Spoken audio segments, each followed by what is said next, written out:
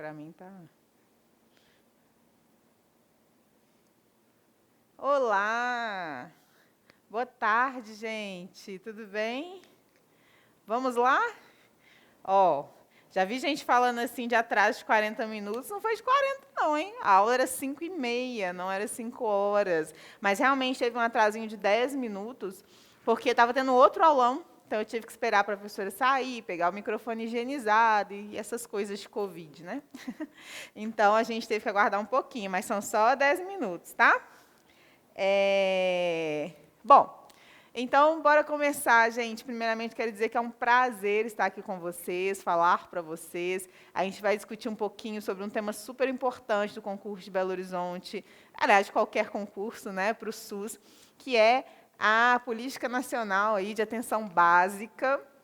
Uma política grande, né, gente? Assim, uma lei gigantesca, cheia de detalhes, cheia de informações, mas que a gente precisa aprender. Tá? Para quem não me conhece, está cheio de gente aqui, obrigada pelo tanto de gente que está aí online. Eu sou Suelen, né? Sou nutricionista, vou falar daqui a pouquinho sobre mim, mas o que nós vamos falar hoje, antes de eu me apresentar, é sobre a portaria 2436, de 21 de setembro de 2017. É a portaria que, naquela época, ela atualizava, né, a Política Nacional de Atenção Básica, e é a portaria que está no edital do concurso da Prefeitura de Belo Horizonte, da RBO. Pois bem, várias pessoas sempre me perguntam, mas eu tenho que saber das atualizações. Gente, eu acho muito pouco provável que as atualizações caiam na prova, mas eu estou achando, tá? Não toma isso como verdade absoluta, não. Por quê? Porque se eles tivessem, né, se eles fossem cobrar as atualizações, eles colocariam a portaria de consolidação número 2. Né? Se eu não me engano, a Política Nacional de Extensão Básica é o item 22, se eu não me engano, o anexo 22, que é a portaria que junta, né, um tanto de políticas aí. Mas não, eles colocaram a portaria 2436. Então, essa portaria, ela deixou de existir com a de consolidação. Então, isso significa que as atualizações elas vão para a de consolidação. E não é isso que está no edital. No edital está essa portaria. Quando a gente clica no link que eles colocaram, está essa portaria. E a gente ainda tem que lidar com, né, a questão de que nem sempre quem faz a prova sabe das atualizações. É uma verdade. Né? Nem sempre a pessoa está ligada nas atualizações, então nem sempre isso vai cair. Geralmente, a Política Nacional de Atenção Básica cai o básico mesmo, porque as atualizações não invalidam tudo aquilo que vocês já estudaram sobre Política Nacional de Atenção Básica, sobre atenção básica, ela não invalida nada disso. Ela traz alguns detalhes que eu vou comentar ao longo da aula, alguns deles, mas assim, não estressa, fica de boas, não precisa ficar estressando com isso não, tá bom? Bom, como eu disse, então, eu sei que muita gente aqui já me conhece, mas eu preciso me apresentar. Eu sou Suelen, sou nutricionista de formação, tá? Então, me formei e ainda estudo, né, na UFMG até hoje, faço doutorado lá, se Deus quiser, em breve não farei, encerrarei meu doutorado, mas sou doutoranda ainda da UFMG, sou pesquisadora da UFMG, do Grupo de Intervenções em Nutrição. Sou servidora da Prefeitura de Belo Horizonte, né, futura colega de trabalho de vocês, assim eu espero. Estou na PBH desde 2008, quando fui aprovada no concurso. Mentira, 2008 eu era contratada. Né? Aí eu fui para o NASF, fui aprovada no concurso em 2011. Desde 2011, então, eu fiz o concurso, fui aprovada. Desde 2011, eu sou professora de cursos preparatórios para concurso. Né? Já dei aula no Orville, em todas as unidades do Orville, já dei aula aqui no Ideal, já dei aula em um tanto de cursinho por aí. Tá? Bom, e aí, em 2011, eu fiz o concurso da PBH, fui aprovada em primeiro lugar, né, da minha área. Fiz o concurso de contagem e também de Betim, fui aprovada nos primeiros lugares. Betim, eu não sei se depois eu fiquei um pouco mais... acho que eu estava em terceiro lugar, segundo, não lembro mais. Mas aí eu não levei a prova de títulos, eu nem tinha título, na verdade. Então, eu caí um pouco. Mas, mesmo assim, fui chamada, cheguei aí a fazer o exame admissional, mas não quis assumir o concurso de lá, porque era um pouco mais distante para mim. Eu já já tinha efetivado, né, na PBH, então preferi ficar na PBH. Contagem também fui aprovada, também nos primeiros lugares. Assumi Contagem, trabalhei no Hospital Municipal de Contagem por um bom tempo, mas também meu coração não bateu muito por ficar lá no hospital. E eu me exonerei para voltar para o estudo, para fazer o meu doutorado, para voltar para a pesquisa, que é uma outra área que eu também amo. tá? E, além disso, sou mãe de 2 filhos lindos, Caio e a Lívia, que é uma informação super importante, porque isso muda totalmente a minha didática, a minha forma de ser e, né, e a empatia por vocês, tá bom? Deixei meu Instagram aqui. Para quem não me segue, meu Instagram é Preta Sucampos, pode me seguir, né? Eu tenho feito lives lá, já tenho umas 5, né? Nem lembro mais. Tem umas 5 lives que eu já fiz sobre as aulas do concurso, sobre as matérias do concurso da PBH. Algumas estão salvas, teve uma aí que o Instagram me sabotou, não deixou eu salvar. Talvez eu faça uma live de correção de questões da RBO, vamos ver, depende do tempo, porque realmente essa coisa do fim do doutorado me deixa um pouco sem tempo, tá bom? Bom, então, ei, Ivone, ei, Nataliane, oi, oi, oi. De vez em quando eu vou dar uma olhada aqui no que vocês estão falando, tá? E é o seguinte, então esse aulão, gente, ele tem 2 objetivos. Ajudar vocês a entender melhor sobre a PNAB, claro. Outro objetivo é a gente sortear 2 bolsas. 2 bolsas de quê? 2 bolsas do curso, que vai ter comigo, que vai ser um intensivão de saúde pública. Então, se você chegou até aqui, ainda está precisando de dar uma aprofundada, está precisando ainda de pegar os pontos principais das legislações, que são várias, né, que caem no concurso da PBH, a gente vai fazer um intensivão, né, pegando as partes principais, porque, claro, nem daria tempo da gente ficar falando com detalhes de tudo, mas pegar o que realmente a gente acha que vai cair. E esse curso vai ser do dia 18 ao dia 23 de junho. De julho, né, gente? Junho já foi. 18 a 23 de julho, comigo, né? O horário eu estou um pouco perdida agora, mas acho que é 7 da noite, até 10 e pouca, não lembro direito o horário. Mas venham fazer comigo. Então, assim, vai ter o sorteio de 2 bolsas, né? Boa sorte para todos vocês. Mas, para quem não conseguir a bolsa, faça um curso comigo mesmo assim, vai fazer um prazer receber vocês. E eu fiquei sabendo que tem um cupom, até falei lá no meu Instagram, esses dias aí para trás, que tem um cupom de desconto. Se eu não me engano, no valor de R$70, eu acho que ele está até hoje, não sei, tá? O cupom Tá na hora. Deixa eu escrever no quadro aqui para vocês. Tá na hora.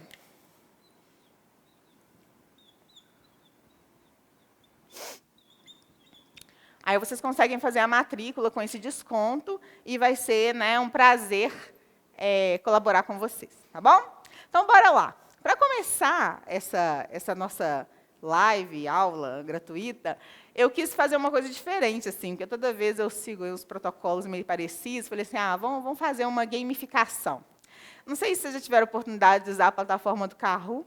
Essa plataforma ela permite que a gente faça, né, perguntas e respostas online e a gente identificar aí os primeiros lugares, né, de quem acertou mais questões. Não vai aparecer o nome de vocês, o nome de todo mundo, fica tranquilo, até porque você pode só colocar, se identificar como outra coisa qualquer, pode pôr nome de flor, de animal, o que você quiser aí, mas pode pôr o seu nome, só o primeiro, segundo, terceiro lugar que vai aparecer no final do jogo. Na verdade, o que eu quero fazer não é nem criar um clima de disputa, não, tá, gente? Mas é que vocês percebam, né, como que está vocês em relação à PNAB. São poucas questões. Para poder participar, eu vou dar um tempo para vocês. Eu já coloquei lá no meu Instagram, acho que o pessoal também mandou por aqui.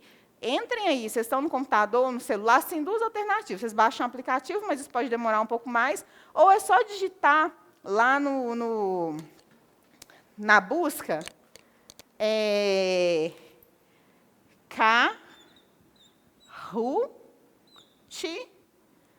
Kahoot.it. Digite isso lá e dá um Enter. Vai aparecer essa tela aqui, ó. Deixa eu mostrar para vocês a tela que vai aparecer. Espera aí, vocês vão entrar lá, então, na internet, não precisa baixar nada. É só digitar Kahoot.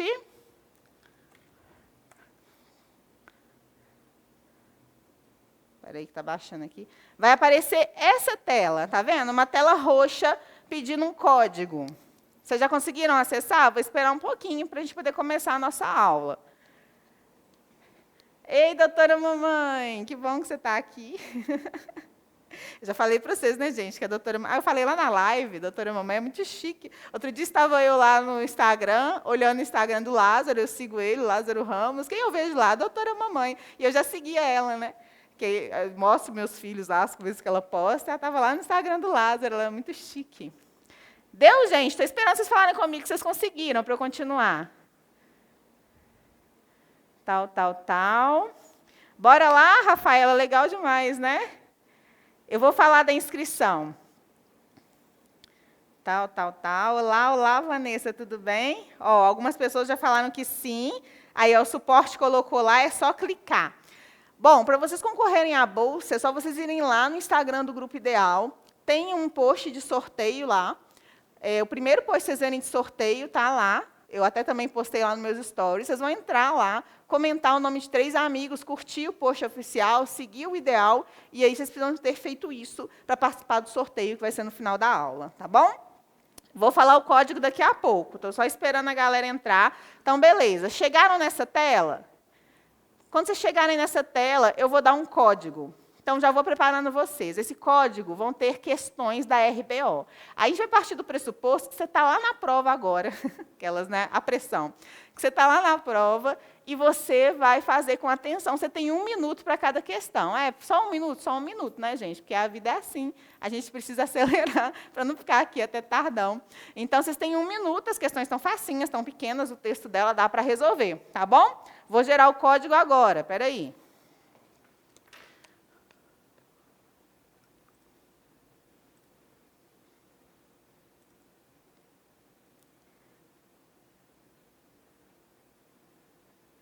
Está carregando. Olha lá o código. Você vai colocar esse código aí. Está dando para ver na tela? 4802050. Ele vai falar para você colocar um nome qualquer aí que você queira se identificar. E aí você vai entrar. Vou dar mais 2 minutos para vocês fazerem isso. Quero pelo menos 100 jogadores ali. Senão vocês me desanimam de fazer coisas diferentes. Se der certo, nós vamos usar essa metodologia no intensivão também. Tem que mudar, né, gente? Senão a gente fica cansado todo dia, as mesmas aulas, as mesmas coisas. Então, bora lá.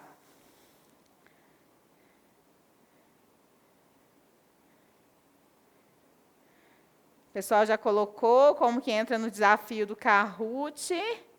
A Rafaela, ai, meu Deus. Deu certo o código? Já entraram? Olha, já está enchendo de gente ali, hein? Estou gostando de ver. Vou dar um tempo ali para vocês poderem entrar. Olha só que arraso, 139 pessoas.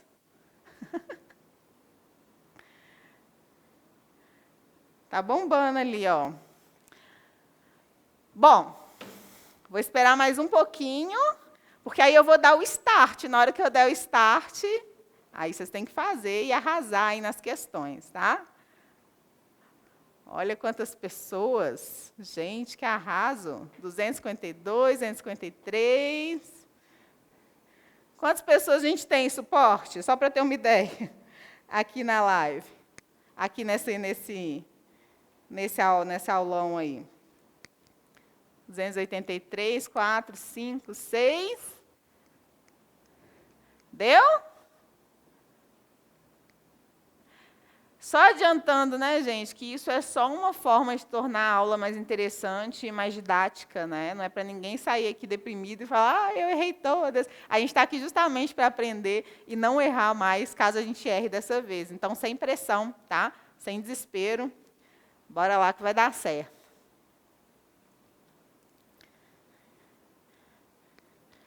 (311), acho que deu, né? Não tem problema não, se você não acessou ainda, você consegue entrar depois, tá bom? Agora, o que eu vou fazer? Eu vou clicar no iniciar, e aí na hora que eu clicar no iniciar, o teste vai ser liberado para vocês. São 4 questões com 4 alternativas, né? As alternativas, as questões vão aparecer aqui, e as alternativas, elas não são A, B, C e D, elas são tipo um símbolozinho com cor, então preste atenção para você clicar no símbolo correto, tá? Você tem 1 minuto para fazer, e aí vai aparecer o ranking aqui, tá bom? Vou dar o iniciar. Então, bora lá, hein? Vamos imaginar que estamos dia 25 de julho. Dia 25 de julho. E a prova bombou de PNAB. Então, olha lá, ó, questões PNAB RBO. 3, 2, 1. São considerados como princípios e diretrizes da atenção básica. Vamos lá. Quais são os princípios e diretrizes da atenção básica? O triângulo: equidade, solidariedade, enfoque no serviço. O círculo: universalidade, cuidado centrado na pessoa, resolutividade. O outro, não, até esqueci o nome desse negócio, gente, pelo amor de Deus. O azul: solidariedade, enfoque no serviço e integralidade. E o verde: integralidade, acesso no primeiro contato e solidariedade. Qual é a resposta, hein? Bora lá, clica aí.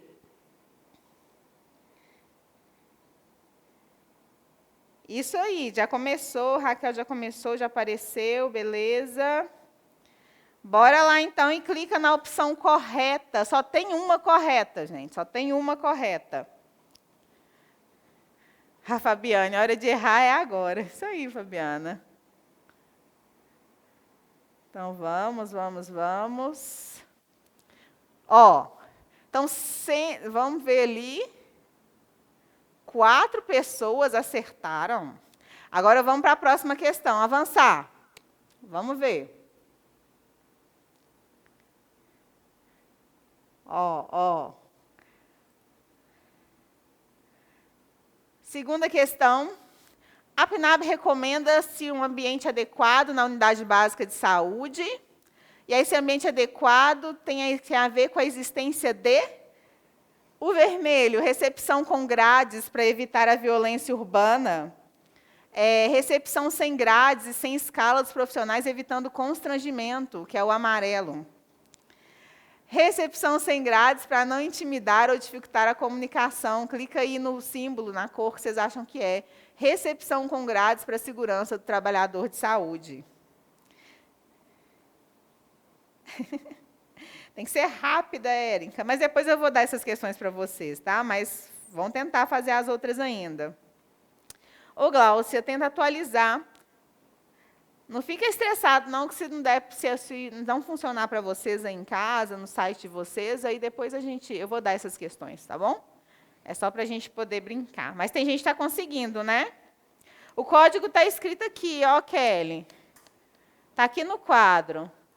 Ó, encerrada a questão 4802050. Está ali no quadro.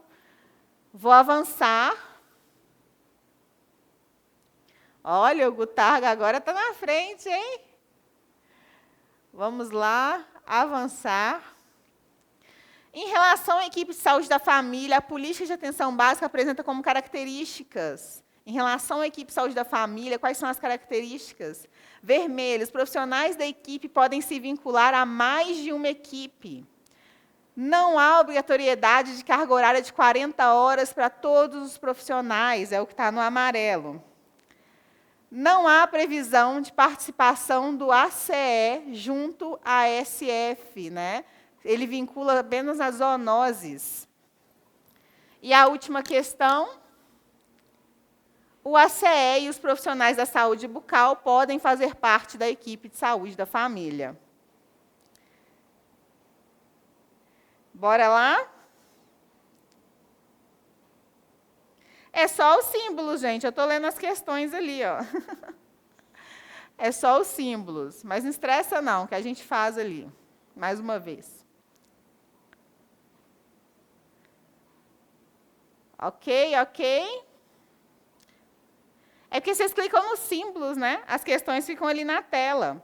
E aí vocês clicam nos símbolos. Pode ir para a próxima, para quem está conseguindo, e depois a gente volta nessas questões na aula, tá bom? Então, bora lá. Mais uma vez, presta atenção nas questões no quadro, você vai clicar no símbolo só. São atribuições do ACS, segundo a PNAB.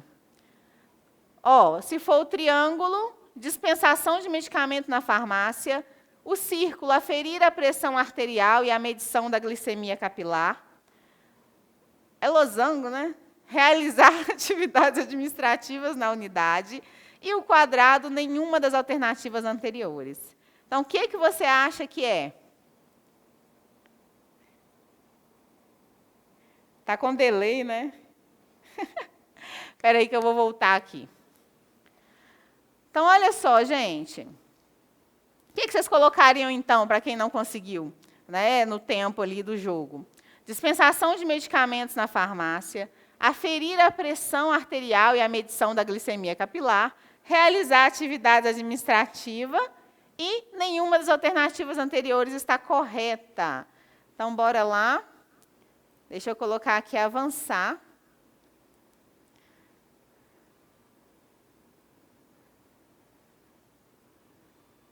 Terceiro lugar, Branca.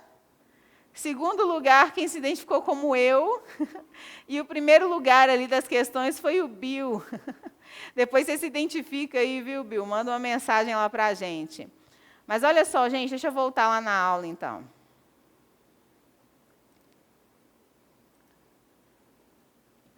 Tem que ajustar, né? Tem que ajustar o tempo. Calma, não fique estressado. A gente vai rever essas questões com calma, tá? No final da aula. Era só mesmo vocês darem uma olhada ali e ver se deu tudo certo, tá? É difícil mesmo para quem não usou a primeira vez, né? E talvez eu não tenha orientado direito o início, mas é só para a gente ver como que fica e depois a gente vai usar essa metodologia em algumas partes para a gente poder ver como é que está o nosso pódio aí. Mas a gente vai fazer as questões com calma, tá? Gente, vamos lá. A primeira coisa que eu queria falar com vocês é que faltam 14 dias para a prova. Eu até postei isso lá no meu Instagram, desse cachorrinho, né? Eu adoro ele, Coragem, que na verdade é medroso. E tem muita gente mandando mensagem para mim, falando assim, professora, nossa, eu estou nervosa, eu estou estressado, não vai dar certo, estou ficando nervosa, chegando o dia. Gente, agora não é hora de ficar estressado, né? Agora não é hora de surtar. Você poderia ter feito isso antes, mas agora é hora de tentar equilibrar e fazer uma coisa que a gente chama, até na nutrição, na verdade, nas teorias de mudança de comportamento, de balança de decisões, né? Ou de resgatar essas questões de motivação. Está na hora de você colocar na balança aquilo que você acha que você tem de positivo para ir para essa prova, muito mais do que aquilo que você acha que você tem de negativo. Porque se você mesmo ficar se auto-sabotando, falando assim, eu não sei nada, né, eu não vou conseguir, ai, tem muita matéria, ai, eu não vou conseguir a prova, eu não vou, né, eu preciso, sei lá, se eu não passar nessa prova, eu não sei o que vai ser da minha vida. Se você ficar criando essa pressão no seu cérebro e no seu coração aí, você não vai dar conta de fazer a prova. Né? Eu vivo falando isso e repito. Quando eu fiz a prova de Belo Horizonte e de Betim, eu tinha uma amiga que fez comigo, e ela estudava comigo, inclusive, a gente tinha um grupo de estudos da parte específica, né, de nutrição, e ela sabia muito mais do que eu, assim, porque ela tinha tempo para ler. Na época, eu trabalhava de dia no SUS, dava aula à noite, e eu não tinha tempo de ficar lendo as matérias específicas tanto assim. Mas ela não passou. Não passou, assim, tinha plenas condições de passar. Ela não passou nem perto das vagas. Por quê? Porque ela era extremamente inteligente, mas extremamente ansiosa e nervosa. E aí ela não passou no concurso. Então, assim, tenta acalmar. Eu sei que cada um tem um jeito de ser, eu sei que tem gente que é mais ansioso mesmo, que é mais nervoso mesmo, mas tenta trazer pensamentos positivos, sabe? Quando vier os pensamentos, tipo assim, eu não vou dar conta, você vai fazer, eu vou sim, porque você já estudou muita coisa. Talvez você não tenha estudado tudo ainda, talvez você não esteja dominando tudo ainda, mas ainda dá tempo, né? Outra coisa que eu falei também é que uma das questões, eu lembro da parte específica minha, da prova lá, uma ou duas questões, eu li assim um dia antes, por acaso, eu li a matéria, e aí eu li as questões, e aí as questões caíram na prova. Então, assim, sempre é válido, todo esforço é válido. Qualquer coisa que você aprender, quando você fizer alguma coisa assim, que você lê uma questão e vê que você nunca tinha lido sobre ela, você tem duas opções. Ou você desespera e fala, nossa, Deus, eu nunca li isso, estou ferrado. Ou você fala, não, que legal, que bom que eu li isso há tempo, né? Se cair na prova, eu já tenho conhecimento a mais. Então, a gente tem duas opções. A gente tem a opção de desesperar e ver o lado negativo da coisa. Não é um bom caminho esse, né? Como Coragem faz lá. Ou, né, você pode ser bem estilo He-Man aí, se encher de confiança e acreditar que você pode todas as coisas, que você pode sim ir bem e que o mundo não acaba dia 25. Né? Virão outros concursos, provavelmente Betim, Contagem, concursos todos que eu fiz nessa época, provavelmente vão ter. Né? E, no mínimo, você já ganhou conhecimento. Né? Mas espero realmente que vocês sejam aprovados no de Belo Horizonte e possam escolher, né, qual desses municípios aí que vocês vão atuar. Tá bom? Certo? Falado isso, bora lá, então. Tá? Rafaela está estressada há 7 meses. Bom, eu vou ajustar, tá, gente? Depois eu vou ler ali que vocês escreveram, vou ajustar o tempo do Kahoot ali, que lá em casa deu certo, aqui realmente ele foi mais rápido. E bora lá, então. Bora começar. O que é atenção básica? Só ver o tempo que eu estou começando aqui, para eu ver quanto tempo que eu vou falar. Vou disponibilizar, Thaís, para ficar tranquila, tá? Vou ficar tranquila. Bora lá, concentra, respira e vamos aproveitar o máximo que a gente puder essa aula da agora, que se não der tempo de ler a PNAP, vocês já pegaram alguma coisa aqui, tá? Olha só. Então, a primeira coisa que a gente precisa entender é por que a atenção básica. Porque a partir do momento que eu crio uma política nacional de atenção básica, deve ser muito importante, né, esse nível de atenção. E claro que é, vocês já sabem que é. Vocês já sabem que a atenção básica é o centro de comunicação de todos os pontos de atenção da rede de saúde, né? É importante a atenção básica, por quê? Porque eu não faço saúde sem entender a singularidade do território. Porque como que eu vou atender o indivíduo que mora, né, lá no bairro Vila Pinho, de dentro da Regional Barreiro de Belo Horizonte, que fica, né, dentro do município de Belo Horizonte, dentro do estado de Minas Gerais, dentro do país Brasil? Como que eu posso entender esse indivíduo de longe? Como que eu posso fazer atenção à saúde para esse indivíduo a partir de parâmetros estabelecidos apenas no nível federal? É por isso que a gente fala que esse planejamento ele tem que ser ascendente, ele começa aqui pertinho do usuário. E entender a singularidade desse território é uma das funções e da importância da atenção básica. Porque eu preciso saber se esse indivíduo, né, quando a gente fala assim, porque a gente tem que cuidar, promover saúde. Tá, vamos promover saúde. Mas promover saúde envolve uma série de outras coisas. Envolve atividade física, envolve alimentação, envolve lazer. Então, como que eu vou falar para esse indivíduo cuidar da saúde dele? E falar que ele tem que praticar atividade física? Será que ele tem acesso à atividade física? Né? Essa foto que vocês estão vendo aí é do programa Academia da Saúde, que é um dos programas possíveis de atenção básica. Mas será que existe algum local nessa comunidade para que ele faça atividade física, né? Que ele possa ter esse tipo de atividade? Será que ele tem acesso a uma alimentação saudável? Porque eu vou falar para ele alimentar bem, alimentar da forma X ou Y, falar para ele o que é ideal, mas será que ele tem acesso? Né? Será que tem locais de venda perto da casa dele? Será que esses locais de venda têm produtos de qualidade, têm produtos diversos? Será que ele tem dinheiro para comprar? Né? E o grau de violência? Será que esse indivíduo consegue se deslocar? Será que ele consegue, né, fazer o direito dele de ir e vir para conseguir andar a vida dele? Porque saúde é dar andamento à própria vida. Né? Então, qual que é o grau de violência daquela comunidade, daquele lugar onde esse indivíduo vive? Né? Será que onde ele mora tem saneamento básico? Que é o mínimo, né? Como que eu vou controlar doenças infecto-parasitárias? Como que eu vou diminuir, talvez, a prevalência de diarreia? Como que eu vou diminuir uma série de problemas de saúde se o saneamento básico não é adequado naquele local, assim como água e por aí vai? Né?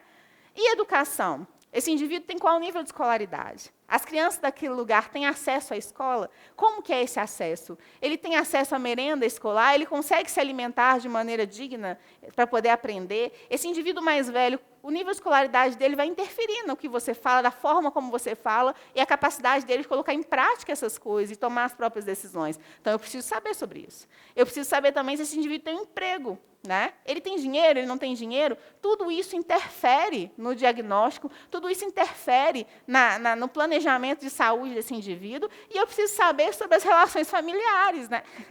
Até coloquei essa figurinha aí do pessoal, né, brigando, mas é porque é isso, assim, você vai lá pensar na saúde do indivíduo, você vai pensar no prognóstico, você vai pensar no plano terapêutico, mas esse indivíduo tem apoio ou não tem apoio? O ambiente familiar que ele vive ajuda ou atrapalha? Né? A comunidade que ele vive ajuda ou atrapalha? Então, a atenção básica, gente, ela tem essa responsabilidade, né, de identificar todos esses fatores que a gente chama de condicionantes determinantes de saúde, para que a gente possa, a partir disso, projetar e organizar as ações de saúde da melhor forma possível para esses indivíduos. Quais indivíduos? Todos. Né? Crianças, menores, né, bebês, crianças, adolescentes, mulheres, né, e homens, adultos, idosos, todas as faixas etárias, faltou a gestante ali, né, nessa figurinha. Então, a gente precisa disso. Né? Atenção primária em saúde ou atenção básica, que são termos similares, ela tem essa função de organizar a fila, né? Eu coloquei uma figurinha ali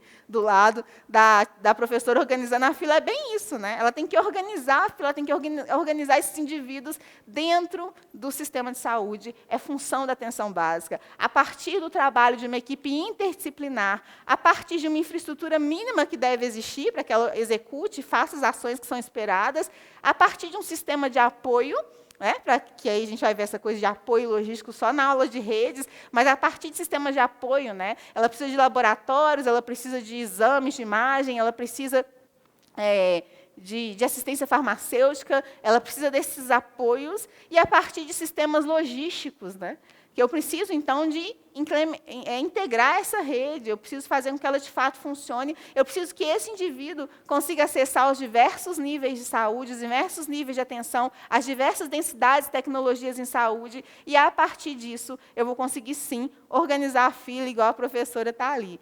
Então, de graça, ainda eu vou falar as redes de Belo Horizonte, lá do plano municipal. Então, esse indivíduo ele vai ser cuidado em diversos aspectos, em diversas redes. A primeira rede, que até está lá no Plano Municipal de Belo Horizonte, isso aí ainda não está dentro da PNAB, tá? Eu só resgatei, porque é interessante para vocês saberem isso. A gente vai precisar de atender os indivíduos da rede de atenção à saúde da mulher, gestante, puérpera e recém-nascido. Eu vou precisar atender dentro da rede de atenção à criança e de adolescente. Eu vou precisar atender dentro da rede de atenção de adulto e idoso com condições crônicas. Eu vou precisar pensar em ações de saúde dentro da rede de saúde bucal. Eu vou precisar de pensar para a rede de atenção psicossocial, para a rede de cuidado da pessoa com deficiência e para a rede de urgência e emergência hospitalar. São as 7 redes de Belo Horizonte, tá? Tira um print aí, cola, que isso aí vai cair na prova. Desculpa, vou chegar para lá. Deixa eu ver se tem mais alguma coisa aqui. Vamos até 19, Brasil. Vinícius. Obrigada, gente, obrigada. Bom, saí da frente do quadro, Desculpa, gente, desculpa. Olha só. Então, bora lá. Então, essas são as redes de atenção de Belo Horizonte, que eu coloquei ali só para vocês poderem saber um pouco mais sobre essa matéria que interessa a vocês, mas a atenção primária em saúde, então, é a coordenadora do cuidado, é a ordenadora da rede de atenção, ela é tudo de bom, ela é o principal aí dentro dessa rede de atenção à saúde. Não vou falar principal, não, mas ela é o centro de comunicação, porque a gente não pode também falar que um nível é melhor que o outro, porque a gente vai pensar em relações horizontais ali. Beleza? Então, olha só, como eu disse para vocês, atenção básica e atenção primária em saúde são palavras equivalentes, são termos equivalentes, e aí, agora sim, entrando na portaria 2436, fim de domingo, trocando tudo, ela traz para a gente o que é a atenção básica. Então, a atenção básica, presta bem atenção, é o conjunto de ações de saúde, individuais, familiares e coletivas, porque eu acabei de falar para vocês que me interessa muito saber sobre o indivíduo, sobre a família que ele se insere e sobre a comunidade que ele se insere. Então, eu preciso de ações no nível individual, familiar e coletivo, que envolve tudo que esse indivíduo precisa. Promoção, prevenção, proteção, diagnóstico, tratamento, reabilitação, redução de danos, cuidados paliativos e vigilância em saúde. Então, espera aí, respira. Promoção de saúde, que eu preciso manter quem está saudável, saudável. Por isso eu promovo saúde, pensando na complexidade da promoção.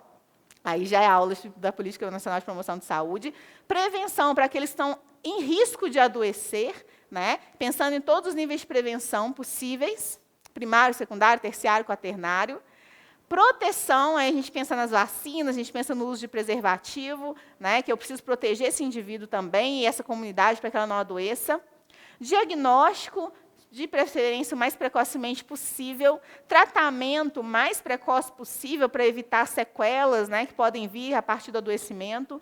Eu preciso reabilitar esse indivíduo que já teve alguma sequela para que ele consiga voltar a dar andamento à vida dele. Eu preciso reduzir os danos, diante de algum quadro que não tem muita reversão, mas que como eu posso fazer essa redução de danos? Quando eu penso no indivíduo ali em uso de álcool e drogas, como eu posso trabalhar com redução de danos? Cuidados paliativos para aqueles indivíduos ali, então, que já estão no processo de morte, vamos dizer assim, quais são esses cuidados que podem ser feitos para trazer dignidade a esse momento, e vigilância em saúde, que vai ser esse processo de mesmo observar tanto as questões sanitárias, as questões epidemiológicas, as questões de saúde do trabalhador, as questões ambientais, que vão ser extremamente relevantes para que a gente possa, então, definir as práticas de cuidado dentro da atenção primária. Então, continuando, que vai envolver todas essas ações desenvolvidas a partir da prática de cuidado integrado e gestão qualificada, porque a gente quer uma gestão eficaz, qualificada,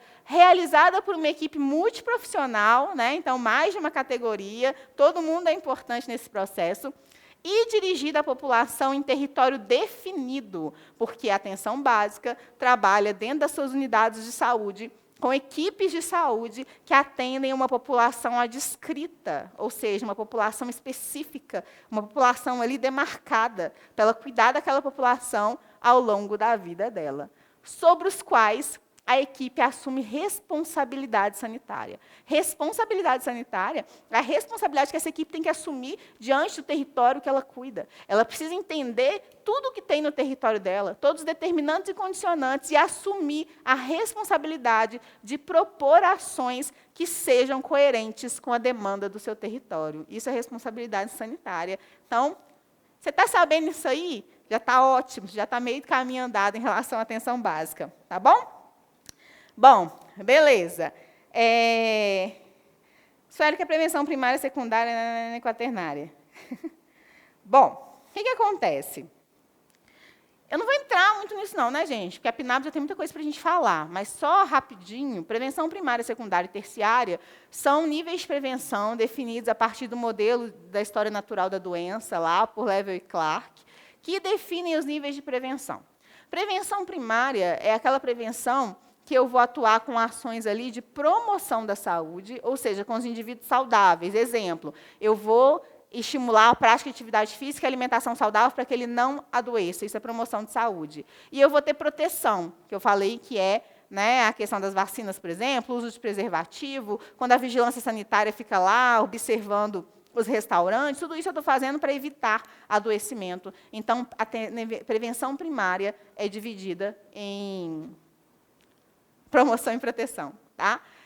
Prevenção secundária, segundo nível de prevenção, é para aquele indivíduo que já está doente, tá? Já tem algum agravo, já tem alguma doença. Dentro do nível de prevenção secundário, eu vou trabalhar com diagnóstico precoce, tratamento precoce, que é o que a gente quer, né? Também desse indivíduo. E eu tenho nível de prevenção terciária e redução de danos também. E eu tenho nível de prevenção terciária, que aí já é o indivíduo que já teve alguma sequela. Então, por exemplo, o indivíduo não tinha nada, estava trabalhando com promoção de saúde com ele. Aí, de repente, ele começou a subir a glicemia, começou um início de diabetes. Eu vou tentar diagnosticar ele rápido, tratar ele rápido, então isso aí já é prevenção secundária. Tá? E vamos supor que ele piorou e teve um derrame, alguma coisa desse tipo aí. Derrame é ótimo, né? Teve um acidente vascular encefálico. E aí ele ficou com sequelas, então já é um nível terciário, que é o nível que a gente trabalha a reabilitação do indivíduo. Então, são esses 3 níveis. E a prevenção quaternária já não vem desse modelo, é uma prevenção mais atual, vamos dizer assim, que ela fala sobre a redução de intervenções desnecessárias no indivíduo, como, por exemplo, polifarmácia, excesso aí, né, de procedimentos, de exames, enfim, que a gente vê a roda acontecer por aí. Tá bom? Só para vocês não ficarem com a dúvida aí, mas partiu. Bom, já falei isso, que a atenção básica e a atenção primária em saúde são termos equivalentes, então está valendo, qualquer coisa que você escutar é isso aí mesmo.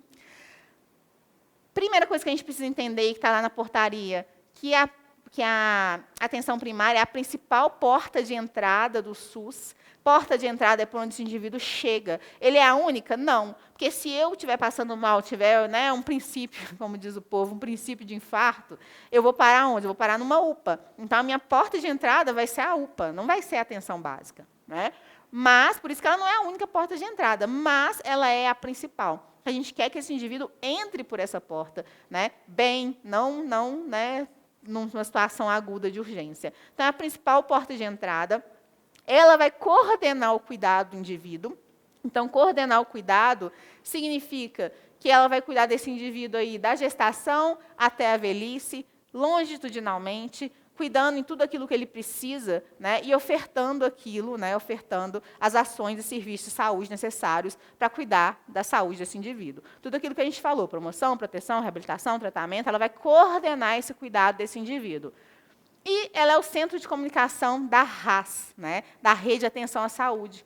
É da atenção primária em saúde que a gente vai conseguir fazer esse cuidado desse indivíduo de uma forma geral. Então, ali, o indivíduo vai ser encaminhado para uma consulta especializada, é dali que o indivíduo vai ser encaminhado para algum procedimento cirúrgico pequeno, por exemplo, procedimento eletivo, é dali que esse indivíduo vai conseguir acessar, muitas vezes, né, os demais pontos de atenção, e é ali também que vai receber o feedback, que, né, vulgo contra-referência, de todos esses serviços para que aquela equipe continue cuidando, coordenando o cuidado desse indivíduo. Ela é o centro de comunicação, porque é como se esse indivíduo ficasse ali o tempo todo. Como não? Ele deve ficar ali o tempo todo, mas ele vira e mexe, vai em um ou outro serviço para poder complementar o seu cuidado, mas ela não para de acompanhar esse indivíduo, que a gente chama de cuidado longitudinal. E ela vai ordenar as ações e serviços da rede, então, porque ela vai ordenar, ela vai organizar esse processo aí. Ah, esse indivíduo que está aqui comigo, ele precisa de endocrinologista?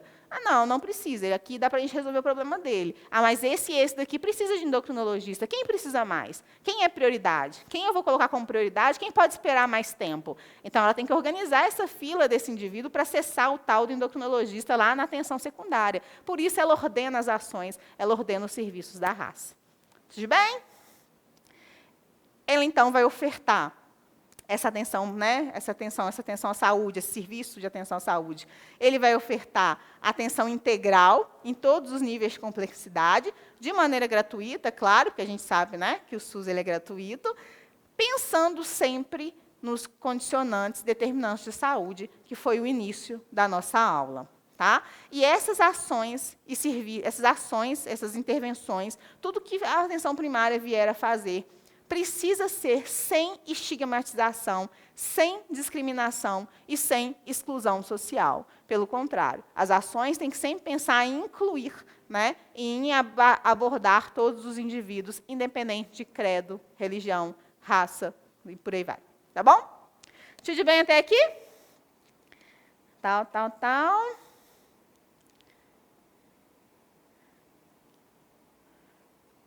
Sim, Vinícius, sim. Esses níveis de prevenção da história natural da doença, do modelo de Level e Clark, são até o terciário. E aí, depois, o quaternário são mais atuais, inclusive cita na PNAB. Mas isso depende do edital. No edital de vocês não tem na parte saúde pública, né? Pode ser que tenha na parte específica aí de vocês, mas na parte saúde pública não. Tá? Vou arredar mais. Beleza, então. Gente, posso continuar? E aí, a PNAB traz para a gente os princípios, né? Os princípios da atenção básica. E aí não vão diferir muito dos princípios que vocês já conhecem, que vêm lá do SUS, da 8080, da Constituição Federal, né? Mas agora aparece aqui com clareza esses princípios na PNAB, que vão ser 3, né? Universalidade, equidade e integralidade. Para quem gosta de sigla, né? Eu não sou muito fã de sigla, não, mas, né, a gente dá aí para o povo, que é o EI, né? Universalidade, equidade e integralidade. A gente gosta de falar UI. Acho que esse som é melhor, mas, enfim. São os princípios da PNAB. Tem que saber? Tem que saber. Tá? Por que você tem que saber? Porque isso cai. Você tem que saber exatamente quais são os princípios, o que é princípio e o que é diretriz. E falando em diretriz... gente, eu estou vendo vocês pedirem para eu arredar. Eu vou arredar. Mas eu não sei se vocês viram, a aula está aí, tá? Eu mandei a aula. Dá para vocês baixarem a aula e também para vocês acompanharem, tá bom? É porque eu vou empolgando e, às vezes, eu dou uma arredadinha. Coordenar o cuidado, Girlaine, e ordenar o fluxo da rede. Tá? Coordenar o cuidado e ordenar o fluxo da rede. Obrigada, Rosimeire. Bom, diretrizes, são 9. São 9 diretrizes, então. As diretrizes são regionalização e hierarquização. Vocês já sabem o que é isso, né? Então, que a gente vai ter esse atendimento ali, pensando na região de saúde, pensando no que aquela região de saúde precisa, pensando que dentro dessa região de saúde eu preciso ter todos os níveis de atenção, primário, secundário e terciário, que a gente chama de hierarquização. Tá? Segunda diretriz, territorialização, porque ela trabalha com base em territórios, a fim de atingir, né, a singularidade daquele território. População adscrita, porque naquele território ela vai trabalhar com uma determinada população, adscrita à unidade de saúde. Ela tem que trabalhar com o cuidado centrado na pessoa, quer dizer, as ações de saúde não podem ser como eram antigamente, pautadas só no biológico. Ah, você está sentindo o quê? Então, seu diagnóstico é X e seu tratamento é Y. Não. Né? Aquela pessoa ali não é uma doença, não é um pedaço de corpo, ela é um indivíduo. E entender se esse indivíduo, por exemplo, ele está ali por causa de um diabetes descompensado. Mas o diabetes descompensado para um indivíduo que mora lá no Alto do Mangabeiras é bem diferente do diabetes do indivíduo que mora lá no Vila Pinho. Né? Você tem contra o Vila Pinho, professora? Nada, é porque eu trabalhei lá e ele sempre me vem à mente lá no Vila Pinho. Trabalhei lá há muito tempo, lá no Barreiro. Então, é diferente, porque as pessoas têm rendas diferentes, graus de instrução diferentes, né? Acesso diferente à alimentação, à atividade física. Então, são orientações diferentes. Por isso que o cuidado é centrado na pessoa, que eu preciso entender aquele indivíduo e tudo que ele traz de potencial e de desafios para cuidar da saúde dele. Isso é cuidado centrado na pessoa. Tá?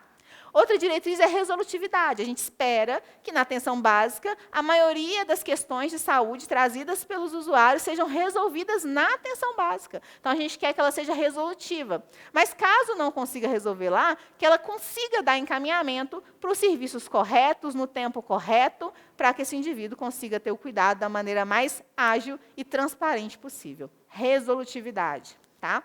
Outra diretriz, longitudinalidade do cuidado. Então, longitudinalidade do cuidado quer dizer que vai cuidar desse indivíduo ao longo do tempo. Né? Esse indivíduo não deixa de ser da atenção primária. Ele foi lá porque ele chegou na atenção primária com uma dor, né, abdominal, e aí o médico suspeitou de uma apendicite e foi lá e encaminhou esse indivíduo para uma UPA, e da UPA esse indivíduo foi para um hospital, e do hospital ele fez uma cirurgia e resolveu a apendicite dele. E aí, ele deixou de ser da atenção primária? Não.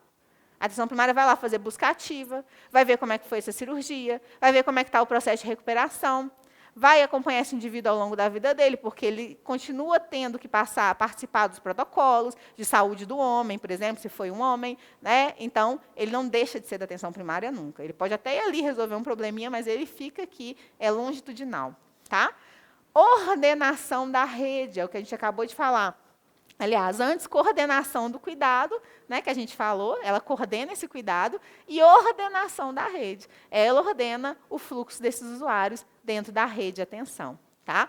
E última diretriz, participação da comunidade. Tá? Participação da comunidade, porque eu preciso construir isso junto com a comunidade. Já que a gente quer fazer uma atenção centrada na pessoa, pensando na singularidade do território, eu preciso ouvir essas pessoas e incentivar para que elas participem das comissões locais, para que elas participem, de fato, da construção desse processo de saúde. Ok? Então, são 3 princípios: universalidade, equidade e integralidade, e 9 diretrizes que a gente acabou de ver. Isso daí, você faz um xizinho, você tem que saber. Tá bom? Que bom que você chegou.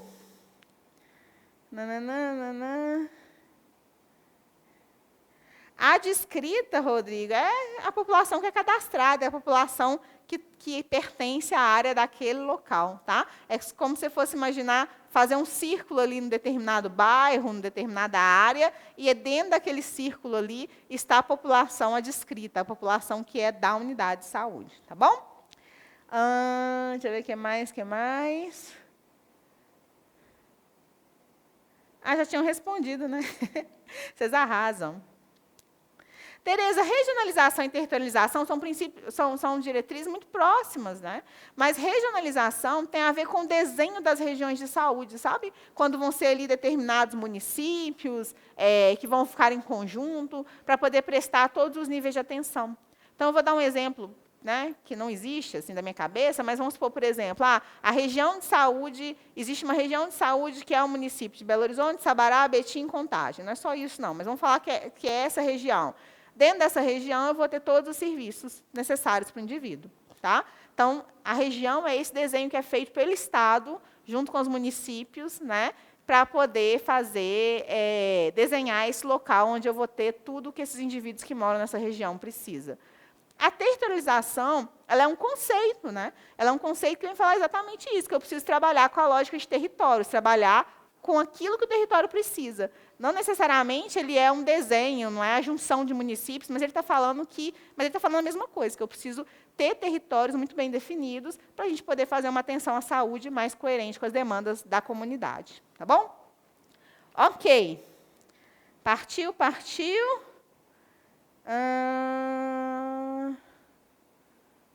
Bom, vou continuar então, tá? Depois eu dou uma olhada aqui se tiver mais alguma coisa.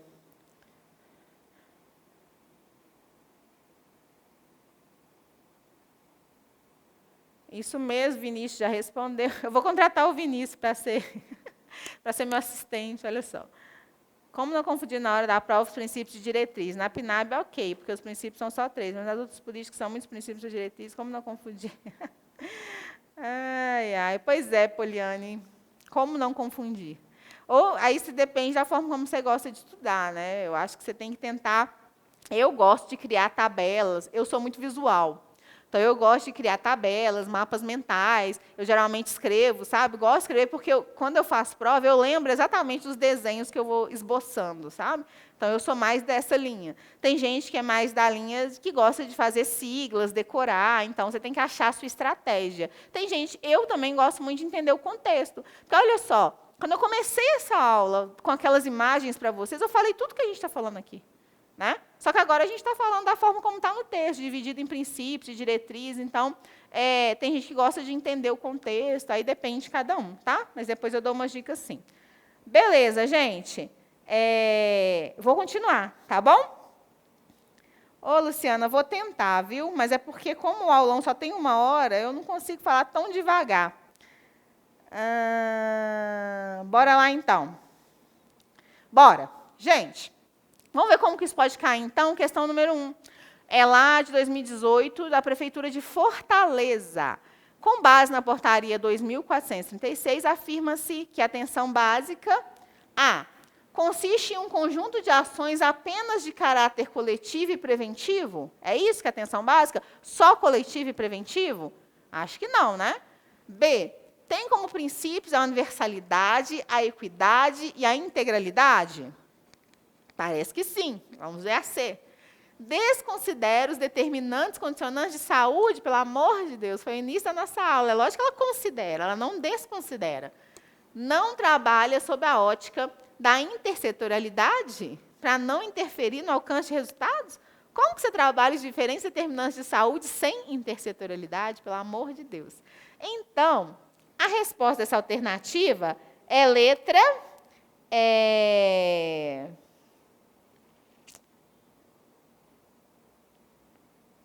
Tal.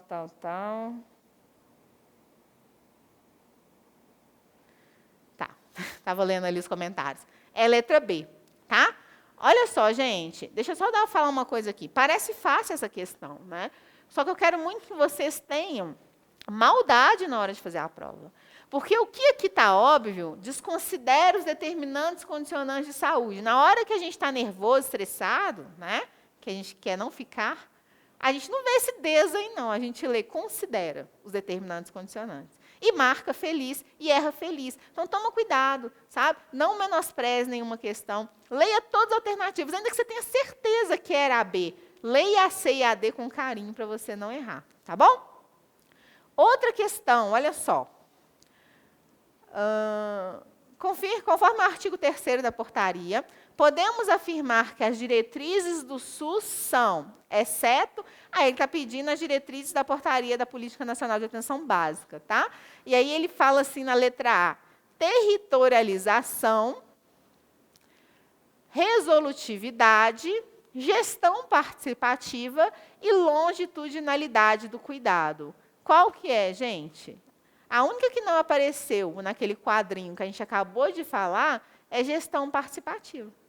Então, é territorialização, resolutividade e longitudinalidade do cuidado, a resposta das diretrizes. Tá bom? Isso aí, ó, arrasaram, letra B. Ok?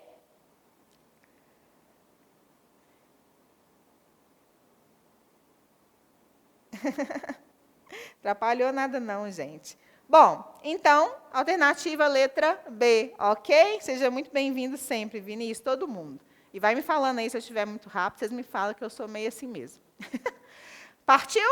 Entendida essa primeira parte da PNAB, a gente vai para a segunda parte, que vai falar o seguinte. Olha, para a gente poder organizar esse serviço da PNAB, ela é o seguinte, a gente pode trabalhar como estratégia prioritária. A gente vai trabalhar como estratégia prioritária, que é a estratégia de saúde da família. Isso aí vocês têm que saber, não tem a menor chance de vocês não saberem isso. A estratégia de saúde da família é a equipe de saúde da família é a estratégia prioritária para a gente poder expandir e consolidar a atenção básica. Por quê?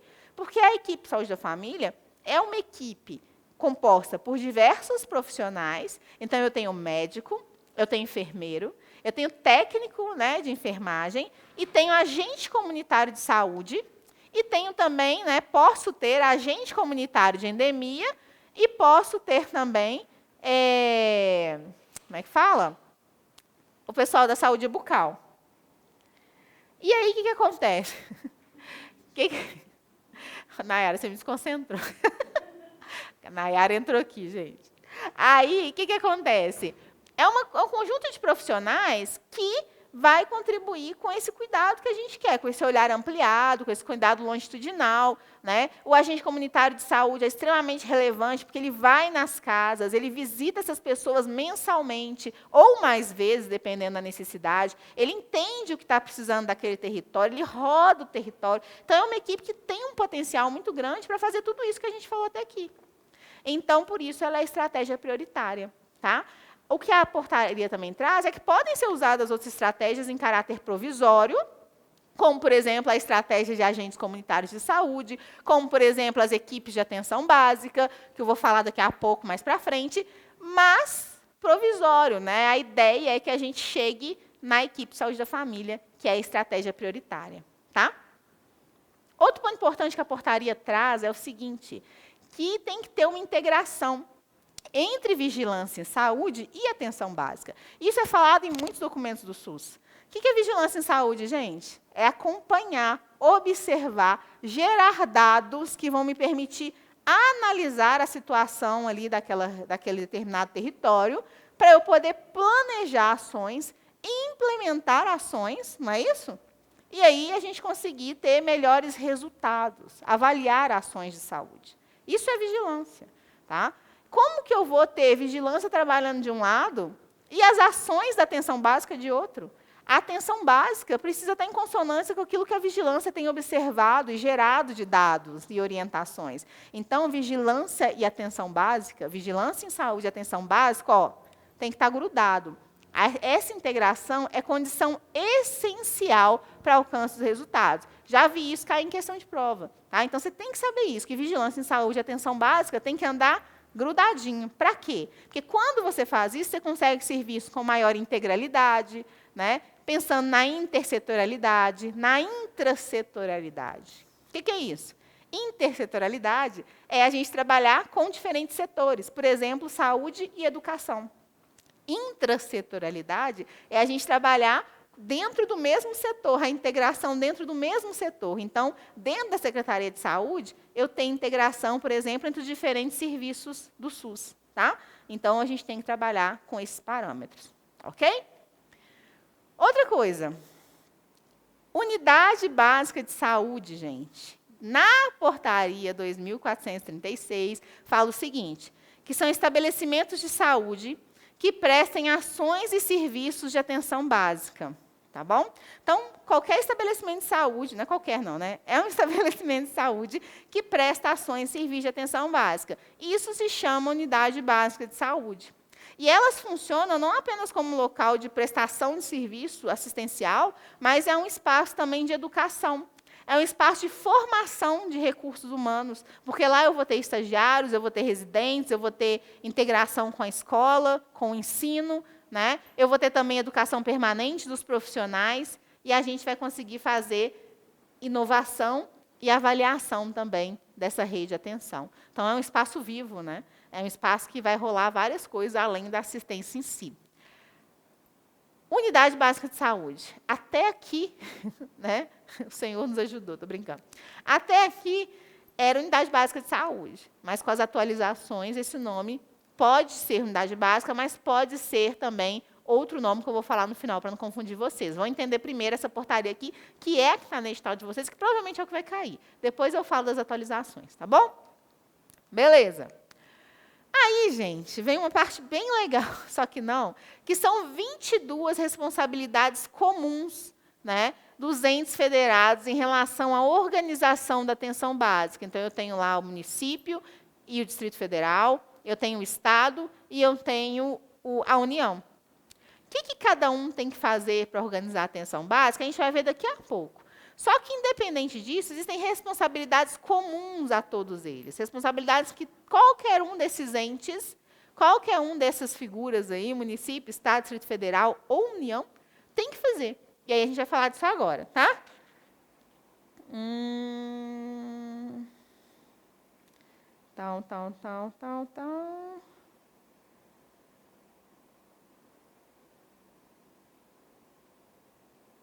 A gente combate a endemia. Eu falei o contrário, Daniela, desculpa.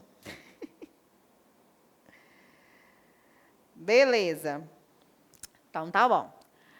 Se eu falar, gente, alguma coisa ao contrário, vocês dão um desconto para mim, que é domingo, né? Mas pode me falar, que eu corrijo. Se eu falei errado, gente, é agente de combate a endemias. Eu falei agente comunitário de endemias, deve ser, né? De vez em quando eu troco isso. Então, bora lá. De responsabilidades comuns, o que a gente tem? Todos os entes, eles têm que contribuir para a reorientação do modelo de atenção e de gestão. Então, a gente precisa reorientar os modelos de atenção e gestão.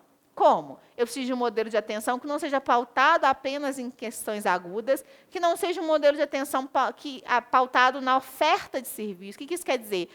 Eu crio um serviço e falo que vou ter 20 vagas e é isso que tem. Não. O serviço tem que ser criado a partir da demanda do território. Então, aquele território precisa desse serviço? E se ele precisa? Precisa de quantas vagas? Com qual potencial de atendimento? É assim que a gente cria. Só que por muito tempo era o contrário. Era criado, colocava qualquer coisa e pronto. Então, a gente precisa mudar esse modelo de atenção. Um modelo de atenção que seja centrado na pessoa, que não seja curativo, pautado em doença, como foi até então. Então, reorientar o modelo de atenção. E o modelo de gestão, que a gente quer uma gestão participativa, uma gestão que esteja em conjunto os gestores, os usuários, os trabalhadores, a gente precisa de fazer diferente, então todos os entes precisam contribuir com isso, tá? Pautado, claro, nos princípios e diretrizes. Outra responsabilidade é apoiar e estimular a adoção da estratégia de saúde da família, que a gente já falou que é a estratégia prioritária, né? Para quê? Para expansão e consolidação e qualificação da atenção básica. Então, segunda questão é que todo mundo, todos os entes, vão apoiar e estimular a adoção da estratégia de saúde da família. Ok?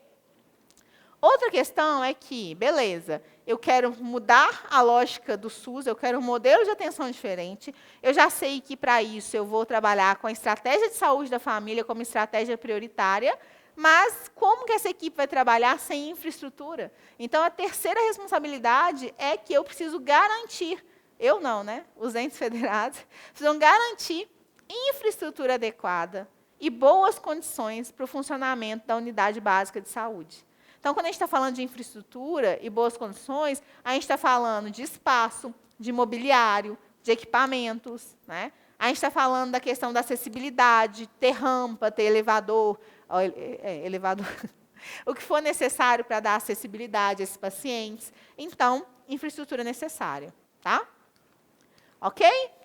Beleza. Mas como que eu mantenho essa infraestrutura? Eu preciso de dinheiro, financiamento.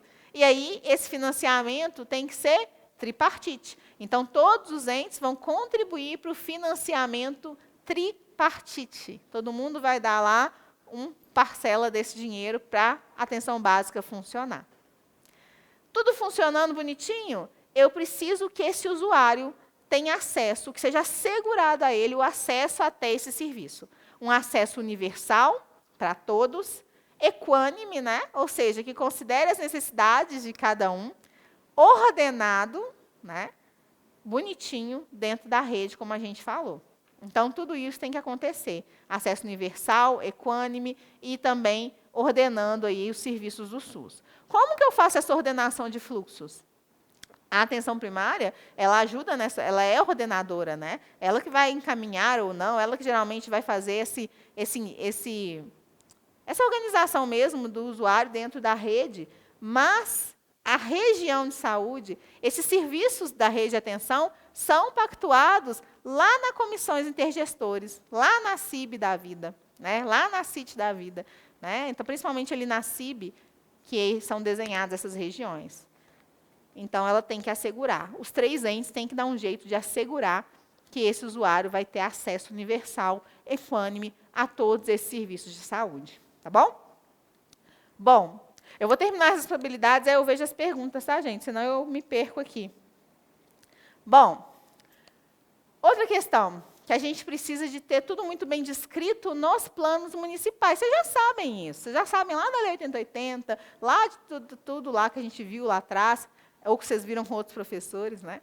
Que tudo tem que estar no plano municipal. O plano municipal, ele é estadual e nacional, né? Os planos de saúde são os instrumentos essenciais para organizar o SUS, organizar os serviços de saúde. É o planejamento, é o que tem que acontecer e como vai acontecer. Né? É ali que estão as metas de organização dos serviços. Então, todos os entes têm que estabelecer nos seus planos as prioridades, as estratégias e as metas da atenção básica. Quando vocês veem a aula do Plano Municipal de Saúde de Belo Horizonte, por exemplo, vocês vão ver lá dentro do plano as metas, as estratégias da atenção básica para Belo Horizonte. Então, os planos têm que estar escrito isso, em todos os planos. Né?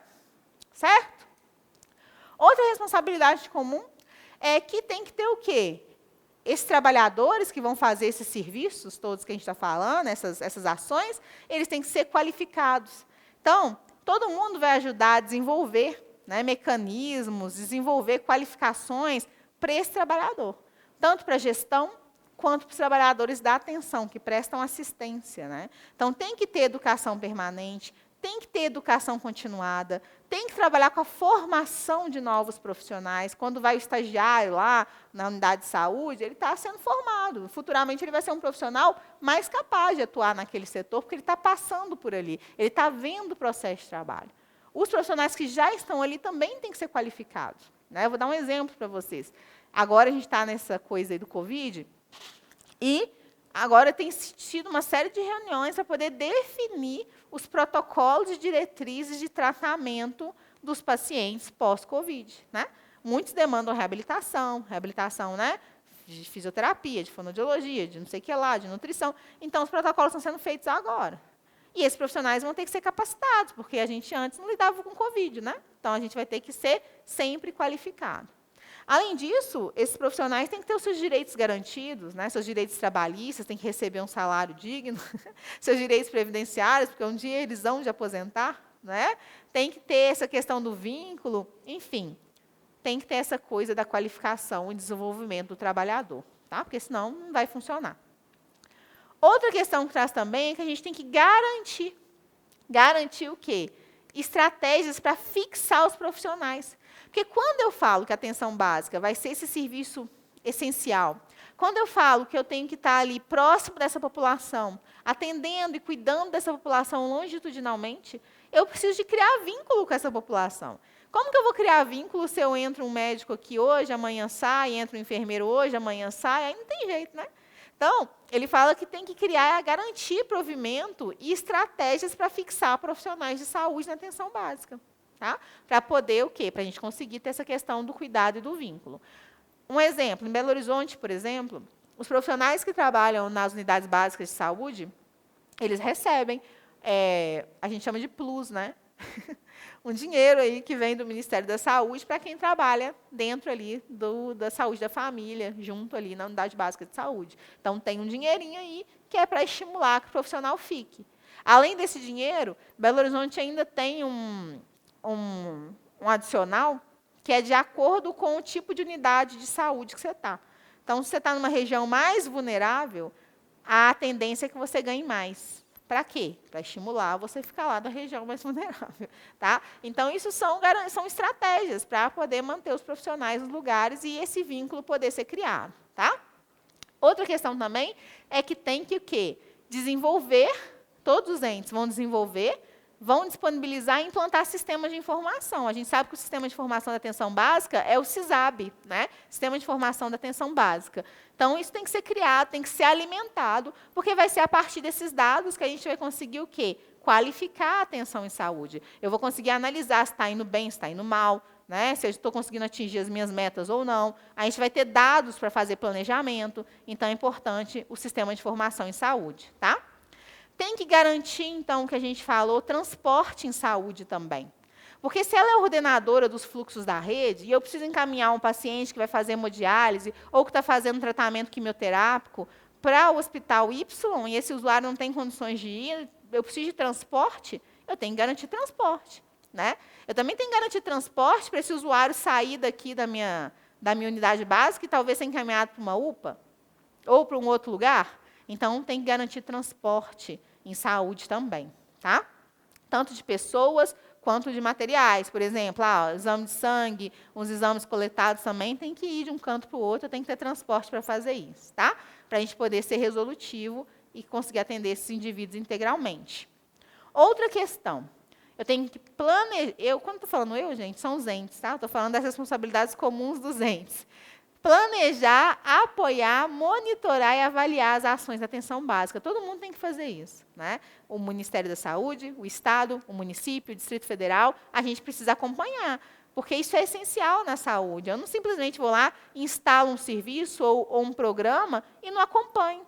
Eu tenho que planejar, eu tenho que apoiar a implementação, eu tenho que monitorar para ver se está dando certo, eu tenho que avaliar para ver se atingiu o meu objetivo ou não.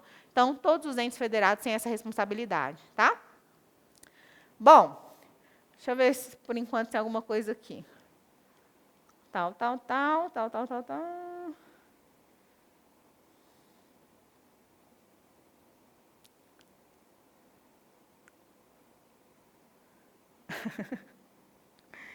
Deixa eu ver.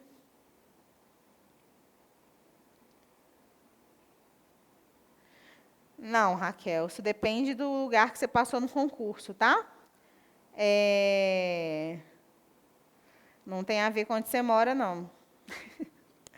Depende do lugar que você passou e das vagas que estão disponíveis. Então, por exemplo, se você está lá, igual na minha época, né? Que eu passei em primeiro lugar. Eu cheguei lá e, na verdade, a nutrição tinha chegado na prefeitura há pouco tempo, a partir do NASF, então a maioria era contratada. Acho que tinha 3 ou 4 que era efetiva, nem sei se tinha isso. E aí, tinha, sei lá, 50, 70 vagas, não lembro mais quando eu assumi, e eu podia escolher qualquer uma delas. Para onde eu quisesse ir, eu ia. Porque eu fui chamada, por ordem de classificação.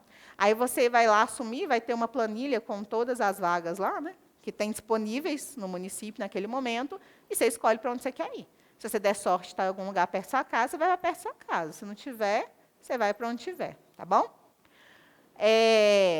Continuando, então, as responsabilidades, tá? Estabelecer mecanismos de autoavaliação também, controle, regulação e acompanhamento dos resultados alcançados. Então, é aquilo que a gente falou, tem que alimentar banco de dados, tem que avaliar, tem que monitorar, tem que ter mecanismos para a gente poder fazer esse processo de avaliação, além de divulgar as informações e resultados desses dados. Tem que ser divulgado. A gente está aumentando, sei lá, o número de pessoas com gravidez na adolescência. A gente está, sei lá, diminuindo o número de pessoas em tratamento de tuberculose, diminuindo o número de pessoas que desistiram do tratamento de tuberculose. Todos esses são dados importantes, né? E que aí essas informações vão ser divulgadas para poder ajudar a organizar e adequar as ações de saúde, tá? Ainda nas responsabilidades, outra responsabilidade é promover intercâmbio de experiências entre os trabalhadores e entre os gestores. Então, a gente pode fazer isso no nível municipal. Sempre tem, gente. Sempre tem. Por exemplo, no Distrito Sanitário vai ter uma tarde de apresentação de experiências exitosas, atenção básica. Aí a galera vai lá, apresenta suas experiências, o grupo Y, a ação X, e aí todo mundo vê, assiste, aprende e leva o que for de bom para o serviço dele. Existe isso também no nível estadual, existe no nível nacional. O importante é que seja promovido esses espaços para ter troca de experiências, para a gente poder fortalecer a atenção básica. Tá? Que a gente fala de cooperação horizontal, né? Todo mundo aí se ajudando para esse serviço ser cada vez mais eficaz, tá bom? Além de estimular o desenvolvimento de pesquisas, estudos para fortalecer, para aperfeiçoar a atenção básica, certo? E estimular a participação popular, todos os entes federados vão fazer isso, e o controle social, todos eles vão fazer isso, afinal a gente quer um SUS participativo, um SUS com controle social, está acabando. Garantir espaços físicos e ambientes adequados, a gente falou isso lá atrás, né? Eu preciso de infraestrutura, eu preciso de um local limpo, eu preciso de material mínimo para atender essas pessoas, então tem que ter uma estrutura adequada, tá? Também para os estudantes e para os trabalhadores, então nada de ficar reclamando, quando vai os estudantes, estagiários lá e entram para o consultório, eles também precisam de estrutura adequada, mas todo mundo precisa, né? Então, tanto para a formação em serviço, mas também para a educação permanente dos profissionais. Eu preciso ter essa estrutura adequada. Tá? Então, todos os entes vão promover isso. Outra questão é a assistência farmacêutica. Então, todos os entes vão ajudar a desenvolver ações em relação à assistência farmacêutica, ações em relação ao uso racional de medicamentos, ver como é que está, se tem acesso, se os medicamentos lá da lista de medicamentos nacional, que é a RENAME, estão presentes na unidade, está faltando medicamento, não está faltando. Né? Essas medicações vão ser prescritas como, quando, para qual doença, em qual situação. Isso vai estar descrito onde? Nos protocolos clínicos, nas diretrizes clínicas. Então, tudo isso tem que ser muito bem organizado e todos os entes vão participar dessa construção. Tá? Eu tenho os protocolos de Belo Horizonte, por exemplo, eu tenho protocolos, né, que são os PCDTs do Ministério da Saúde, que são protocolos de diretrizes, né, lá do Ministério da Saúde em relação a uma série de doenças. Então, todo mundo vai ajudar nesse processo para que a gente entenda, e ali está falando especificamente da assistência farmacêutica. Tá? Tem que adotar estratégias para a gente poder ter um amplo escopo das ações, ter ações diferenciadas, ter ações, né, que abranjam aí todas as necessidades dessa população. Tem que estabelecer mecanismos, porque se a gente está falando que ela vai coordenar o cuidado e vai ordenar a rede de atenção, eu tenho que estabelecer mecanismos de regulação. Né? Aí, aliás, mecanismo, isso vai vir no outro. Mecanismo para poder regular essa rede, mas ali, na verdade, está falando, eu vi regular e já fui lá para frente. Tem que estabelecer mecanismos aí para avaliar as equipes. Eu não sei quem trabalha aqui na atenção básica, ou já trabalhou, antigamente tinha os PMACs, né? Que era um processo mesmo de autoavaliação das equipes, recebiam dinheiro, as equipes que tinham uma avaliação adequada, isso acabou, né? Não existe mais, mas, enfim, tem que se estabelecer mecanismos aí para avaliar as equipes, para poder fomentar essas práticas aí de avaliação, certo? Tem que articular também com o subsistema indígena, os locais ali que tem, né, a população indígena próximo. Então, é isso. Nossa, professora, é muita coisa. É muita coisa. São 22, mas não desespera.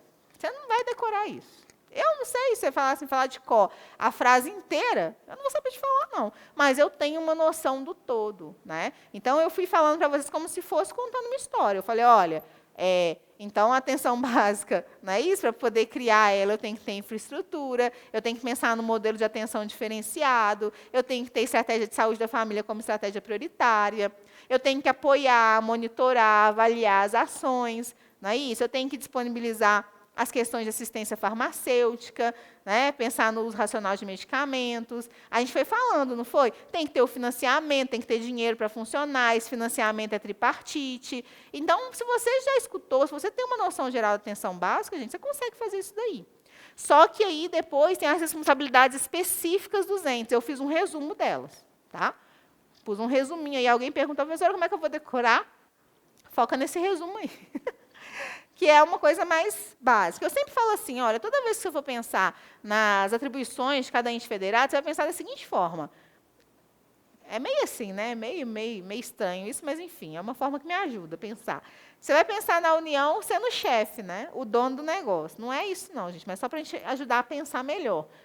Então, ele é que manda. Ele que define como que vai ser, como que esse negócio vai funcionar, como que os trabalhadores vão ter que fazer, né, as diretrizes, os protocolos, ele que vai definir as coisas. O Estado é como se fosse um encarregado. Ele fica no meio de campo ali. Ele não manda, ele não define nada, ele não formula política nem diretriz, mas ele apoia, ele vai ajudar a mão de obra lá, né? O que eu ia falar? O assalariado lá, o trabalhador, a fazer o serviço dele. Então, o Estado fica no meio de campo, apoiando. Ele tem muito essa coisa do apoiar.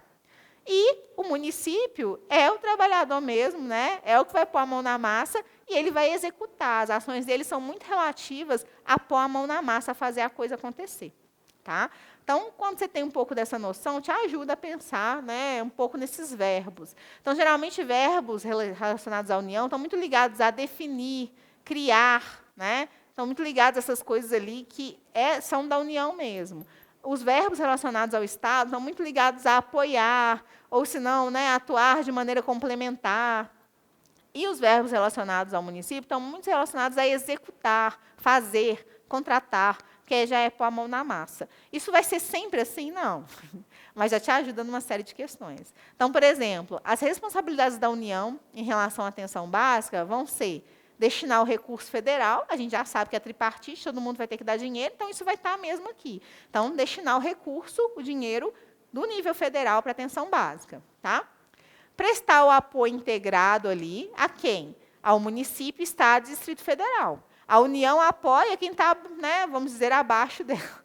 Então, o Estado, o município e o Distrito Federal.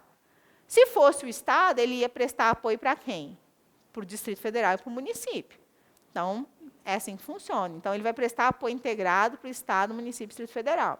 Ele vai definir as diretrizes da Política Nacional de Atenção Básica. Então, quem faz isso, quem define a diretriz é a União. Tá? Ela também vai estabelecer as diretrizes para a formação e educação permanente, que são aquelas diretrizes que a gente falou. Lá nas atribuições comuns, a gente não falou que todos eles vão ter que incentivar, criar espaços de educação permanente, criar espaços de formação, né, de estudantes e tudo. Mas quem vai definir a diretriz como vai ser é a União. Tá? Além disso, a União vai articular com o MEC, né, que é o pessoal da educação, para ter mudanças curriculares, para que o currículo dos cursos da área da saúde já sejam adequados caso esse profissional venha para o SUS, né? Tanto graduação quanto pós-graduação. Então, ele vai fazer isso, ele vai articular com o MEC, certo? Ele vai garantir os recursos federais, a gente já falou isso, e ele vai, sim, apoiar e articular com instituições para fazer essa questão da formação e da educação permanente. Então, por exemplo, o Ministério da Saúde, ele contrata muito, assim, ele articula muito com as universidades federais, por exemplo, para elas criarem materiais, para elas criarem cursos, uma série de coisas para profissionais. Isso é um dos trabalhos que eu faço, por exemplo, no meu grupo de pesquisa. A gente cria materiais para o Ministério. Né? A gente cria protocolos, cria instrutivos para ajudar os profissionais a colocarem o trabalho na prática. Então, isso são questões da União. Certo? Gente, já deu quase 1 hora, meu Deus do céu. E agora, o que a gente faz, hein?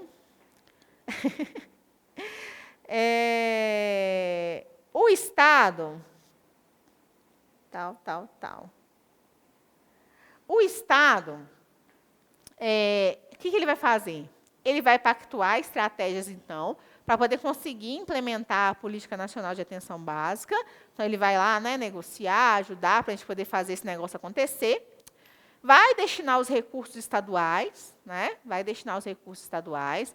Ele vai ser corresponsável em monitorar as ações. Então, ele é corresponsável porque ele vai ajudar ali o município a monitorar as ações, né? Vai ajudar também, a União também vai ajudar nesse processo, a partir dos sistemas de informação, por exemplo. Vai analisar os dados, né, e verificar também a qualidade dos sistemas de informação. Porque os sistemas de informação, hoje em dia, as coisas são mais, né, eletrônicas e tal, facilita, mas sempre foi assim. O município produz informação, alimenta o sistema. Depois, os municípios todos enviam para o Estado. O Estado compila isso tudo e envia para o Ministério da Saúde. Então, o Estado tem essa função de analisar e ver a qualidade desses dados, né, que vão ser enviados aí para o Ministério da Saúde. Tá?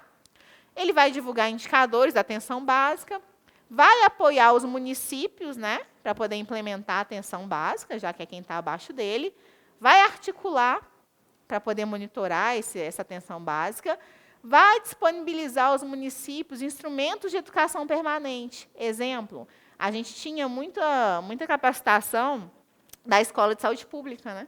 Ali vinculada ao Estado. Então, ela fazia muitas capacitações para os municípios. Em Belo Horizonte, a gente tinha muita capacitação da Escola de Saúde Pública. Então, ela vai disponibilizar aí essa questão de instrumentos para educação permanente, vai articular com as instituições de educação, né, de ensino, que é, igual eu estou falando, a Escola de Saúde Pública é um deles, e vai fortalecer a estratégia de saúde da família, ajudar a fortalecer a implementação dessa estratégia. Então, ele fica ali, ajudando, auxiliando, fortalecendo, né, para, de fato, o município colocar a mão na massa.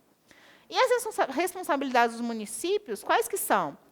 O município vai organizar, executar e gerenciar serviços. Tá? Então, ele vai fazer o negócio acontecer. Ele que organiza, ele que executa, ele que gerencia o serviço de saúde. Ele que vai fazer a programação de ações, ele vai organizar o fluxo de pessoas, não é isso que ele faz? Não é ordenador da rede? Então, ele vai organizar esse fluxo. Ele vai adotar mecanismos de encaminhamento, não é ela que encaminha quando é necessário, então o município não vai fazer isso, atenção básica, então o município vai adotar esses mecanismos. Ele tem que manter atualizado o CNES, que é o Cadastro Nacional aí, né, de Estabelecimentos de Saúde. Todo estabelecimento de saúde, profissionais, tem que ser cadastrado nesse banco de dados, que é o CNES, então ele vai manter isso atualizado. Vai organizar a atenção primária para ela ser a porta de entrada preferencial, como a gente falou. Vai fomentar, né, a mobilização das equipes, garantir espaço de participação da comunidade, que são as comissões locais de saúde. Então, o município é responsável por isso, porque isso vai acontecer lá na unidade básica de saúde, que o município que faz. Vai destinar o dinheiro, né, do município e vai ser corresponsável também aí nesse processo de monitoramento. Tá bom? Então, é isso. Eu deixei aqui no slide, vocês têm acesso à aula. Dá uma olhada, eu dei uma resumida, né? Isso aqui é o resumo de 19 responsabilidades. Então, dá uma lida, mas se você pensar dessa forma aí que eu falei, já ajuda bastante nas questões. Tá? Ele vai inserir a estratégia de saúde da família como prioritária, ele vai inserir, olha a diferença, o Estado, ele apoia, né? A União, ela faz a diretriz, falando, olha, é a estratégia prioritária. O Estado, ele vai fortalecer essa estratégia, mas quem vai inserir é o município, ele que faz. Tá? Então, vai monitorar os recursos da atenção básica, vai prestar o apoio institucional lá para as equipes dentro da atenção básica, né? E aí, por aí vai garantir insumo, equipamento, porque já que ela que vai fazer, ela tem que ter lá o medicamento, os materiais, a unidade básica, ela que vai contratar os profissionais para poder ir lá trabalhar, né? Ela que vai garantir o apoio diagnóstico, então, laboratórios, redes de imagens, por aí vai. Ela que vai alimentar os dados dos sistemas de informação, que vai organizar o fluxo de pessoas e que vai assegurar o cumprimento da carga horária dos profissionais. Tá bom? Certo? Vamos ver como que isso cai, então? Deixa eu ver aqui.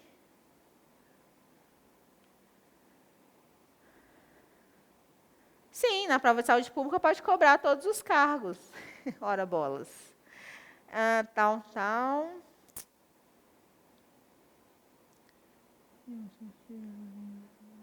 Obrigada, Ana. A Ana colocou do instrutivo aí que a gente fez. Vai sair uma série de materiais agora de obesidade, Ana, estão bem legais. Deixa eu ver o que mais. Acho que foi, né? Composição das equipes. Beleza, gente. Olha só. Deu 7 horas, né? Mas vocês aguentam ficar comigo? Eu acho que em mais meia hora eu consigo falar uma boa parte aqui. A gente vai pulando, e aí quem ficar comigo lá no intensivão depois, a gente especifica mais essas coisas todas aí, mas eu acho que dá para eu falar o principal para vocês aqui. Se vocês aguentarem ficar mais meia hora, eu vou continuar, tá bom? Enquanto eu faço essa questão aqui, vocês me respondem se vocês aguentam. Olha só. Então, essa é uma questão de 2019. Fala o seguinte, olha, a portaria da PNAB, né, estabelece a revisão de diretriz da organização de atenção básica no âmbito do SUS.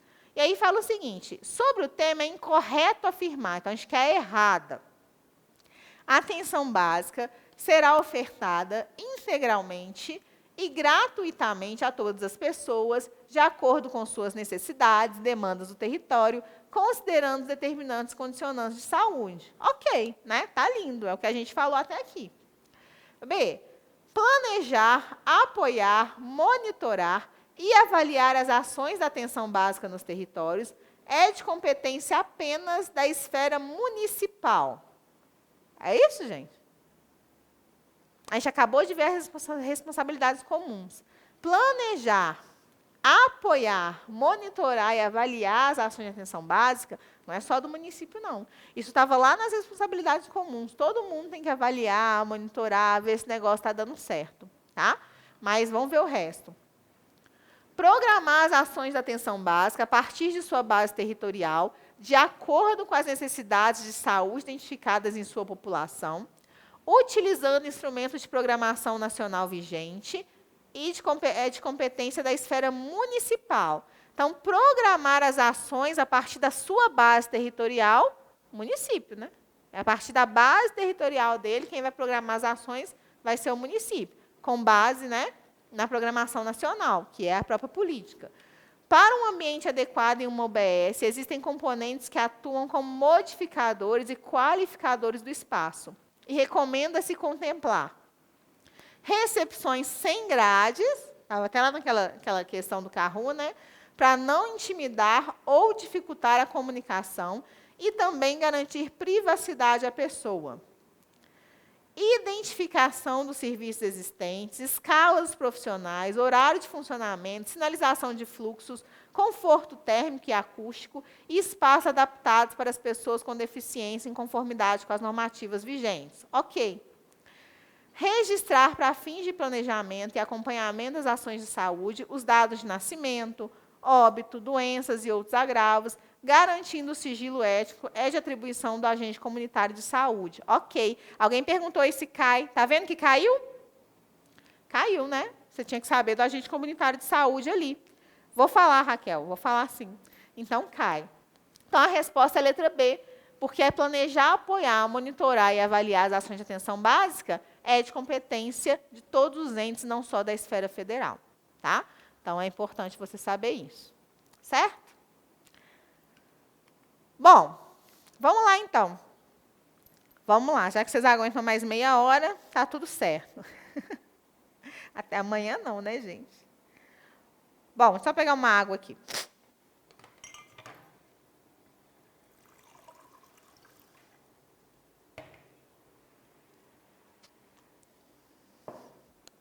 Olha só. Então, o que a gente espera dessa atenção básica? Que ela seja um local de alta resolutividade, né?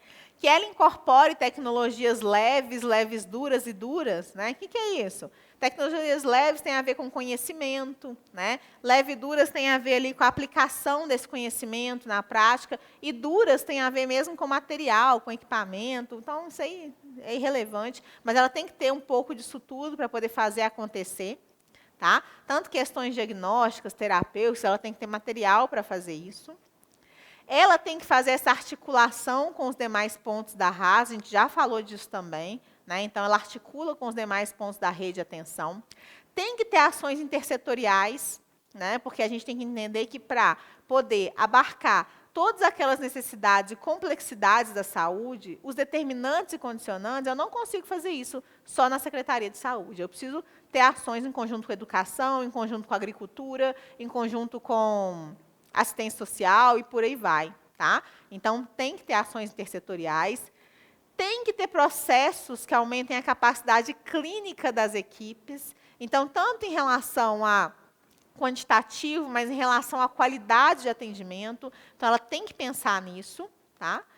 Tem que fortalecer as práticas de microrregulação das unidades básicas. O que é isso? Microrregulação. Microrregulação é aquilo que vai acontecer ali, né? Dentro da unidade básica de saúde, para ajudar a regular esses fluxos da rede. Né? Ela não é ordenadora dos fluxos da rede? Então, ela tem que ter isso. Aí eu coloquei exemplos aqui. Por exemplo, filas, né, de espera. Essa questão de saber quem é prioridade alta, média, prioridade baixa, para a gente poder entender como que essa fila vai ser organizada. Tá? Tem que ter exames, ela tem que ter acesso à atenção básica. O indivíduo precisa de ter acesso a fazer um exame, né? Um exame de sangue, um exame de urina. Isso vai ajudar a regular, para eu saber se ele precisa ou não de ser encaminhado para algum lugar. Tá? Tem que ter consultas descentralizadas. Então, é importante pensar nisso, né? Nessas consultas descentralizadas. Por exemplo, quando a gente fala da rede de atenção à saúde da gestante, lá de Belo Horizonte, a gente fala que as gestantes de alto risco, elas são atendidas, né, nos ambulatórios de alto risco, mas isso é descentralizado.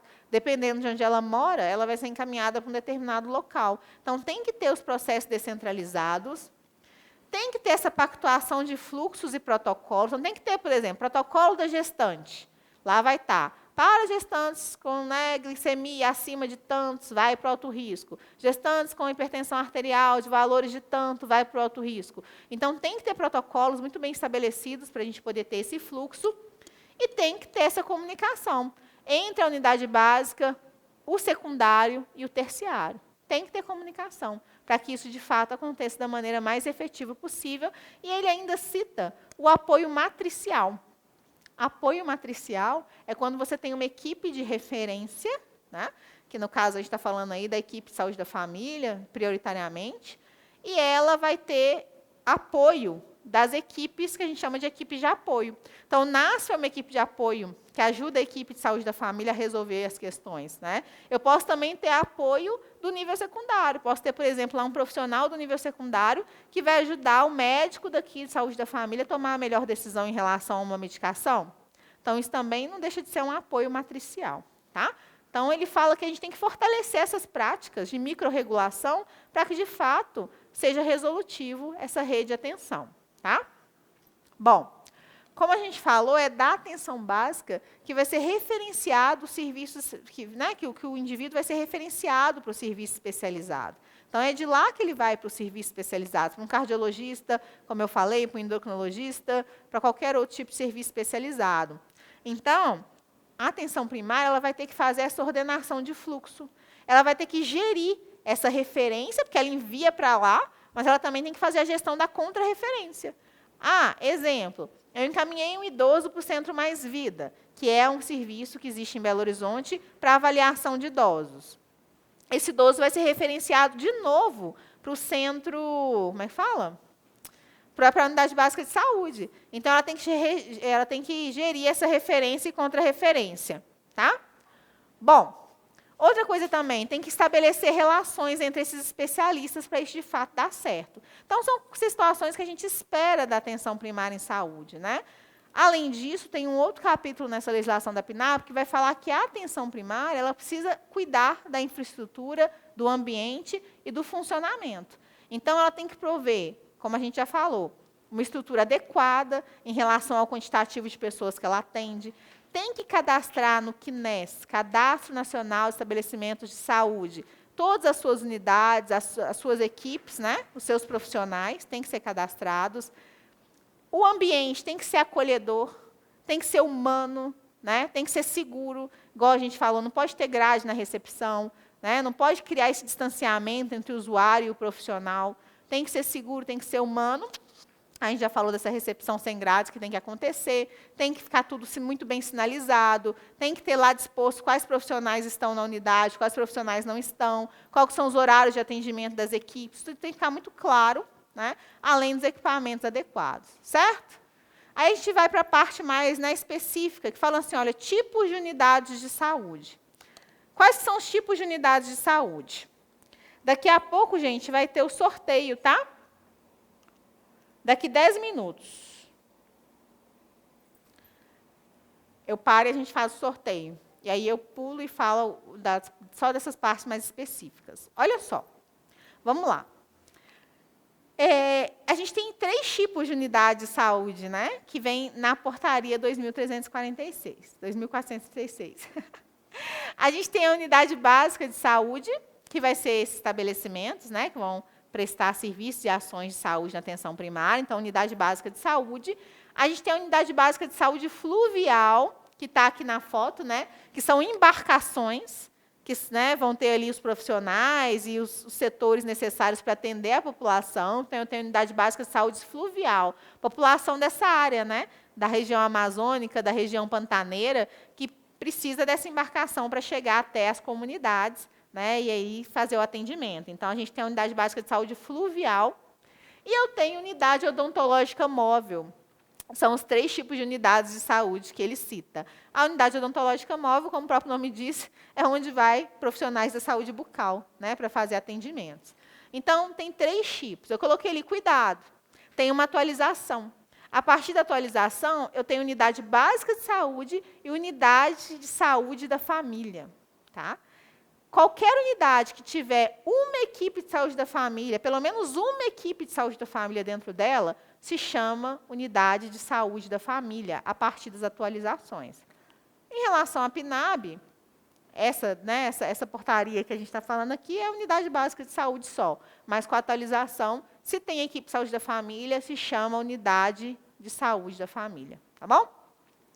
Bom, não vou ficar falando isso aqui, porque não vai dar tempo, mas depois ele vem descrevendo para a gente o que tem que ter dentro dessas unidades. Então, fala, tem que ter consultório médico, tem que ter consultório de enfermagem, tem que ter sala de curativo, tem que ter sala para coletar exames, tem que ter sala de expurgo, né, para poder dispensar ali os materiais dos procedimentos, tem que ter sala de esterilização, tem que ter consultório odontológico, né, se tiver equipe de saúde bucal, tem que ter consultório odontológico, tem que ter recepção, tem que ter sala multiprofissional para poder fazer grupos, sala coletiva, enfim. Depois vocês deem uma lida com calma lá, mas vem falando o que tem que ter em cada unidade dessa. Na unidade básica de saúde fluvial, que é aquela embarcação, a diferença das outras é que ela tem que ter um laboratório dentro dela, já, né, que não tem muito jeito, então fala que tem que ter um laboratório e tem que ter cozinha e tem que ter leito, né, porque os profissionais ficam ali dentro daquela embarcação.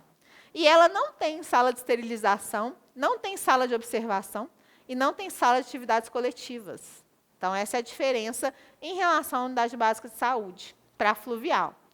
Já na unidade odontológica móvel, eu vou ter equipamento de odontologia, gente. Aí lá vem citando tudo. Veículo com compressor.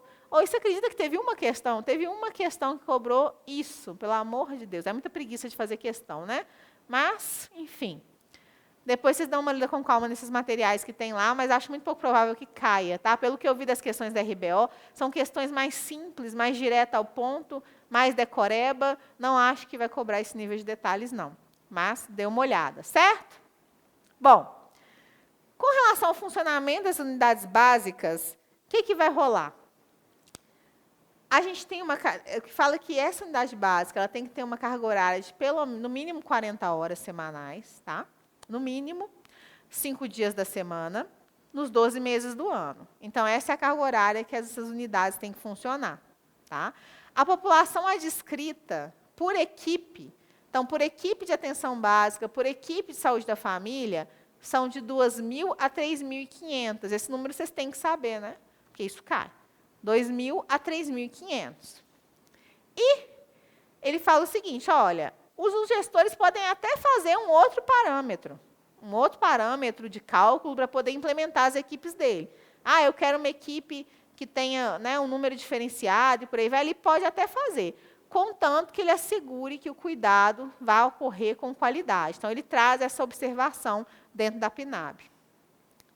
Bom, tenha cuidado. O que eu coloquei que ele tenha cuidado ali? Porque isso foi atualizado. Foi criado um programa que chama Programa Saúde na Hora. Esse Programa Saúde na Hora, o que ele faz? Ele expande o horário da unidade, ele faz a unidade ter um horário expandido. Então, nessa portaria fala que essas unidades têm que trabalhar com carga horária mínima de 40 horas. Né? E o Programa Saúde na Hora fala que elas podem trabalhar até 75 horas por semana. Então, ele muda esse número aí, mas é na atualização. Tá? Por aqui, a gente fica na 40 horas mínima, tá bom? Bom, outra questão em relação ao funcionamento, ele fala que tem que ter 4 equipes por UBS, né, em média, 4 equipes por UBS, por unidade básica de saúde, para poder garantir ali o atendimento de maneira resolutiva. E existe um cálculo para saber o máximo de equipes de saúde da família que o município pode ter. Esse cálculo pega a população do município e divide por 2.000, que é o número mínimo, né, de pessoas que pode ter uma equipe de saúde da família. E aí vai saber quantas equipes esse município pode implementar. Tá? Então, isso são dados que estão lá na portaria. Vamos ver como que isso pode cair em questões?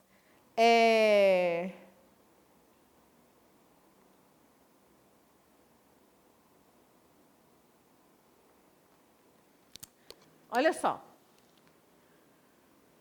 A portaria, né, tal, que aprova a PNAB, estabelece que todos os estabelecimentos de saúde que prestam ações e serviços de atenção básica no âmbito do SUS deverão ser denominados unidade primária de saúde, estratégia de saúde da família, programa de saúde da família, unidade básica de saúde, unidade ambulatorial de saúde.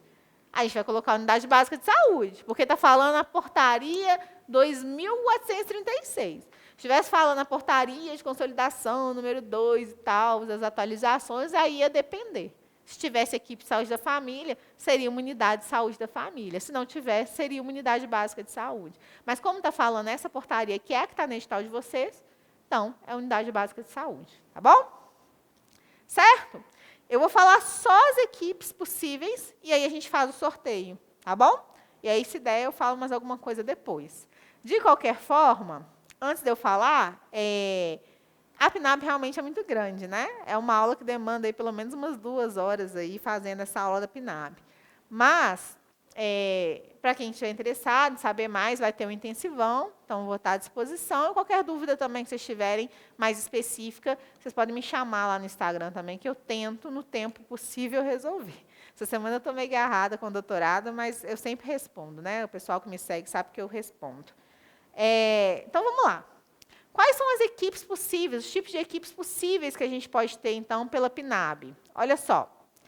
A primeira equipe, que a gente já sabe que é a prioritária, a equipe de saúde da família, ela é formada, então, por médico, enfermeiro, técnico, né, de enfermagem e agente comunitário de saúde, certo?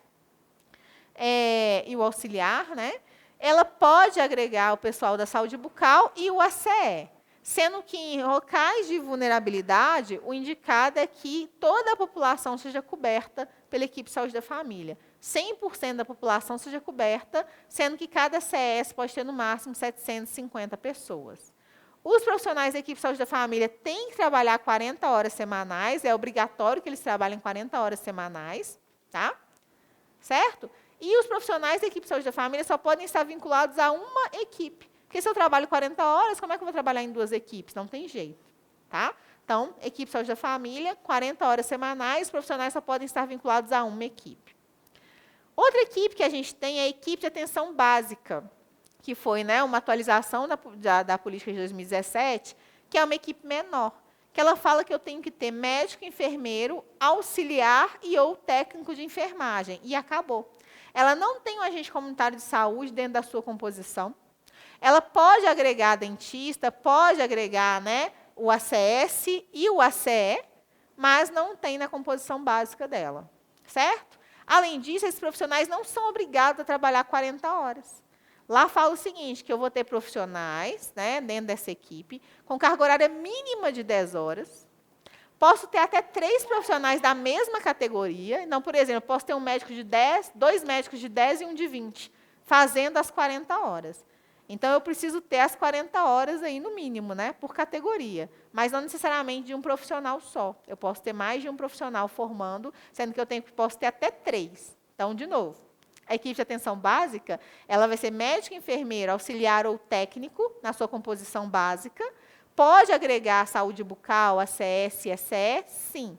Mas a carga horária da equipe, dos profissionais, não é 40 horas, como na equipe de saúde da família. Eles podem trabalhar com, no mínimo, 10 horas, sendo que eu posso ter, no máximo, 3 profissionais por categoria, e a soma desses profissionais tem que dar 40 horas. Cuidado, porque teve uma mudança dessa na atualização, mas não vou falar agora dessa mudança, não, tá? Que é a criação de um outro tipo de equipe, que é a equipe de atenção primária, tá? Mas depois a gente fala disso. Equipe de saúde bucal é outra equipe, que aí tem 2 modalidades. A modalidade 1, eu vou ter o cirurgião dentista, 2 pessoas, né? Cirurgião dentista e auxiliar ou técnico aí de saúde bucal. E a modalidade 2, eu vou ter 3 pessoas. Cirurgião dentista, o técnico e o auxiliar, ou 2 técnicos. Tá? Eu tenho 3 pessoas. Modalidade 1 e modalidade 2. Outra equipe que eu tenho é o NASF, o Núcleo Ampliado de Família e Atenção Básica, que é uma possibilidade aí de implementação de uma equipe multiprofissional na atenção básica. O NASF ele tem o objetivo de apoiar as equipes da atenção primária, né? Então, a equipe de saúde da família ou a equipe de atenção básica. Ele dá esse suporte matricial, esse suporte a essas equipes. E aí, a gente vai contratar. Não entro em detalhes em relação à carga horária, a tipos de equipe na PNAB, tá? Então, a gente não vai detalhar isso daqui, mas tem essa possibilidade de implementação do NASF. Tá? Cuidado, porque tem atualização em relação ao NASF, né, que deixa de ter recurso para ele, para a implementação dele, ele deixa de existir como NASF, né, e tem atualização também na equipe de saúde bucal, que eu tenho a possibilidade, porque até então a equipe de saúde bucal também era 40 horas de profissional de 40 horas. Aí a atualização traz a possibilidade de profissionais de 20 e 30 horas. Tá? Bom, outra equipe, estratégia de agentes comunitários de saúde, que aí, como o próprio nome diz, vão ser agentes comunitários de saúde, né, que vão ser implementados essa equipe. Ela é formada por agentes comunitários e enfermeiro supervisor. Então, é só isso, enfermeiro supervisor e agentes comunitários. Esses agentes também podem ter até 750 pessoas ali na sua microárea, tá? E eles têm que trabalhar 40 horas também, tanto eles quanto o enfermeiro supervisor. Então, também é uma possibilidade de equipe, que é uma equipe de transição, que eles falam, né? Eu coloco lá, por exemplo, uma estratégia de agentes comunitários de saúde, até eu conseguir formar a equipe de saúde da família. Tá? E as últimas equipes são aquelas lá da área da Amazônia Legal e da área pantaneira, que é a equipe de saúde, equipe de saúde da família ribeirinha e equipe de saúde da família fluvial. Qual que é a diferença? A equipe de saúde da família ribeirinha são unidades básicas de saúde mesmo, instaladas nessas regiões. E a equipe de saúde da família fluvial é aquelas que vão em embarcações, aquela que vocês viram lá atrás. Tá? Então, a equipe de saúde da família ribeirinha, ela vai estar ali, então, o acesso, né, até essas equipes aí é por meio fluvial, e ela vai ter aquela composição, médico, enfermeiro, auxiliar ou técnico, ACS, e agente comunitário de endemia e profissionais de saúde bucal. Tá? O que a portaria traz em termos de carga horária? Que vocês têm que ficar atentos à questão de carga horária. Que essas equipes, elas têm que trabalhar no mínimo 14 dias no mês, com carga horária equivalente a 8 horas. Então, porque tem essa questão, né, gente, do rio, do acesso, de poder acessar ou não essa equipe. Então, não dá para você falar assim que vai ter todos os dias ali funcionando. Mas tem que ter, pelo menos, essa carga horária mínima de trabalho. Tá? Bom, e a equipe de saúde de família fluvial, ela vai ser composta por médico também, as mesmas categorias profissionais, tá? Só que o que fala na portaria em relação à equipe de saúde fluvial é o seguinte, que ela pode ter um técnico de laboratório, porque vocês lembram que eu falei que tem que ter um laboratório lá dentro dessa equipe de saúde fluvial? Então, ela tem essa diferença aqui de ter um técnico de laboratório. Tá? E ele fala o seguinte, olha, essas unidades ali, elas têm que ser assistidas e tudo. Né? Existem comunidades e locais ali que são muito distantes, então, às vezes, não é tão fácil essa embarcação conseguir acessar. Então, para isso, pode ser contratado embarcações menores que cheguem até esses lugares, mas que essas pessoas têm que ser assistidas pelo menos a cada 60 dias. Então, essa embarcação tem que ir até esses locais pelo menos até cada 60 dias. Tá bom? Acabando aqui, faltam só 2 equipes. E tem a equipe de consultório de rua, que é uma equipe móvel, para atender pessoas em situação de rua. Não existe uma definição na portaria, na PNAB, de quais categorias profissionais compõem essa equipe. Tá? Ela pode ter a CS compondo essa equipe, pode ter o agente comunitário de saúde compondo, pode ter uma pessoa que eles chamam de agente social, que é uma pessoa que vai fazer essa intermediação entre os profissionais e a população de situação de rua, tanto garantindo, né, o atendimento respeitoso a essa população, mas também a vinculação com a equipe. Eles falam do agente social. Tá? Pode ter, no máximo, 2 profissionais da mesma categoria profissional, é o que ele traz, e eles têm que cumprir uma carga horária mínima de 30 horas semanais. Então, é a equipe de consultório de rua. Tá? E, por fim, tem a equipe de atenção básica prisional, que vai estar lá dentro dos presídios, fazendo esse serviço de atenção básica necessário para esse indivíduo e fazendo a vinculação desses indivíduos com os demais pontos de atenção. Tá?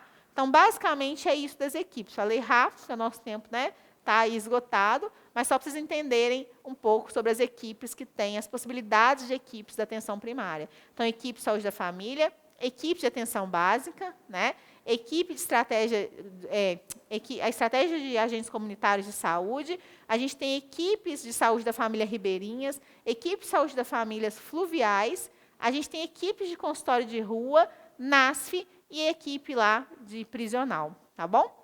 Tem todas essas possibilidades aí. Vamos ver como que isso pode cair nessa questão antes do sorteio? Segundo a portaria, então, a equipe de saúde da família ribeirinha prestarão atendimento à população por, no mínimo quantos dias, que a gente acabou de falar?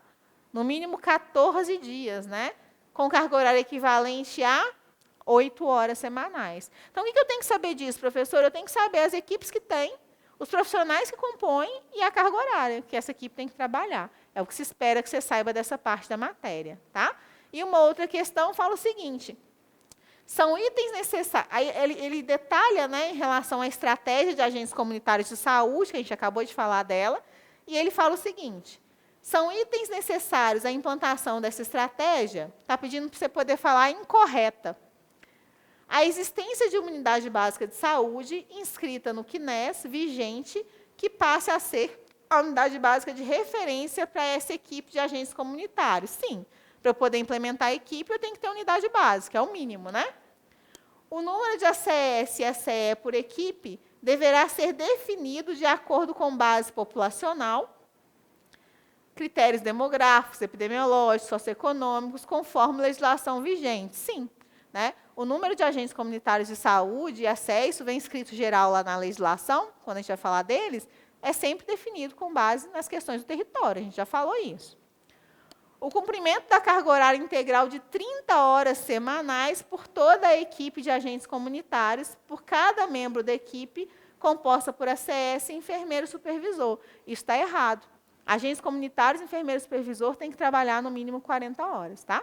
Quem trabalha no mínimo por 30 horas é os profissionais da equipe de consultório de rua. Certo? E a D, nenhuma das alternativas. Então, a resposta é a letra C. E aí, a gente para poder fazer o sorteio. Deixa eu ver se tem alguma dúvida aqui. Enquanto a gente prepara ali para o sorteio, tá? Deixa eu voltar aqui. Tal.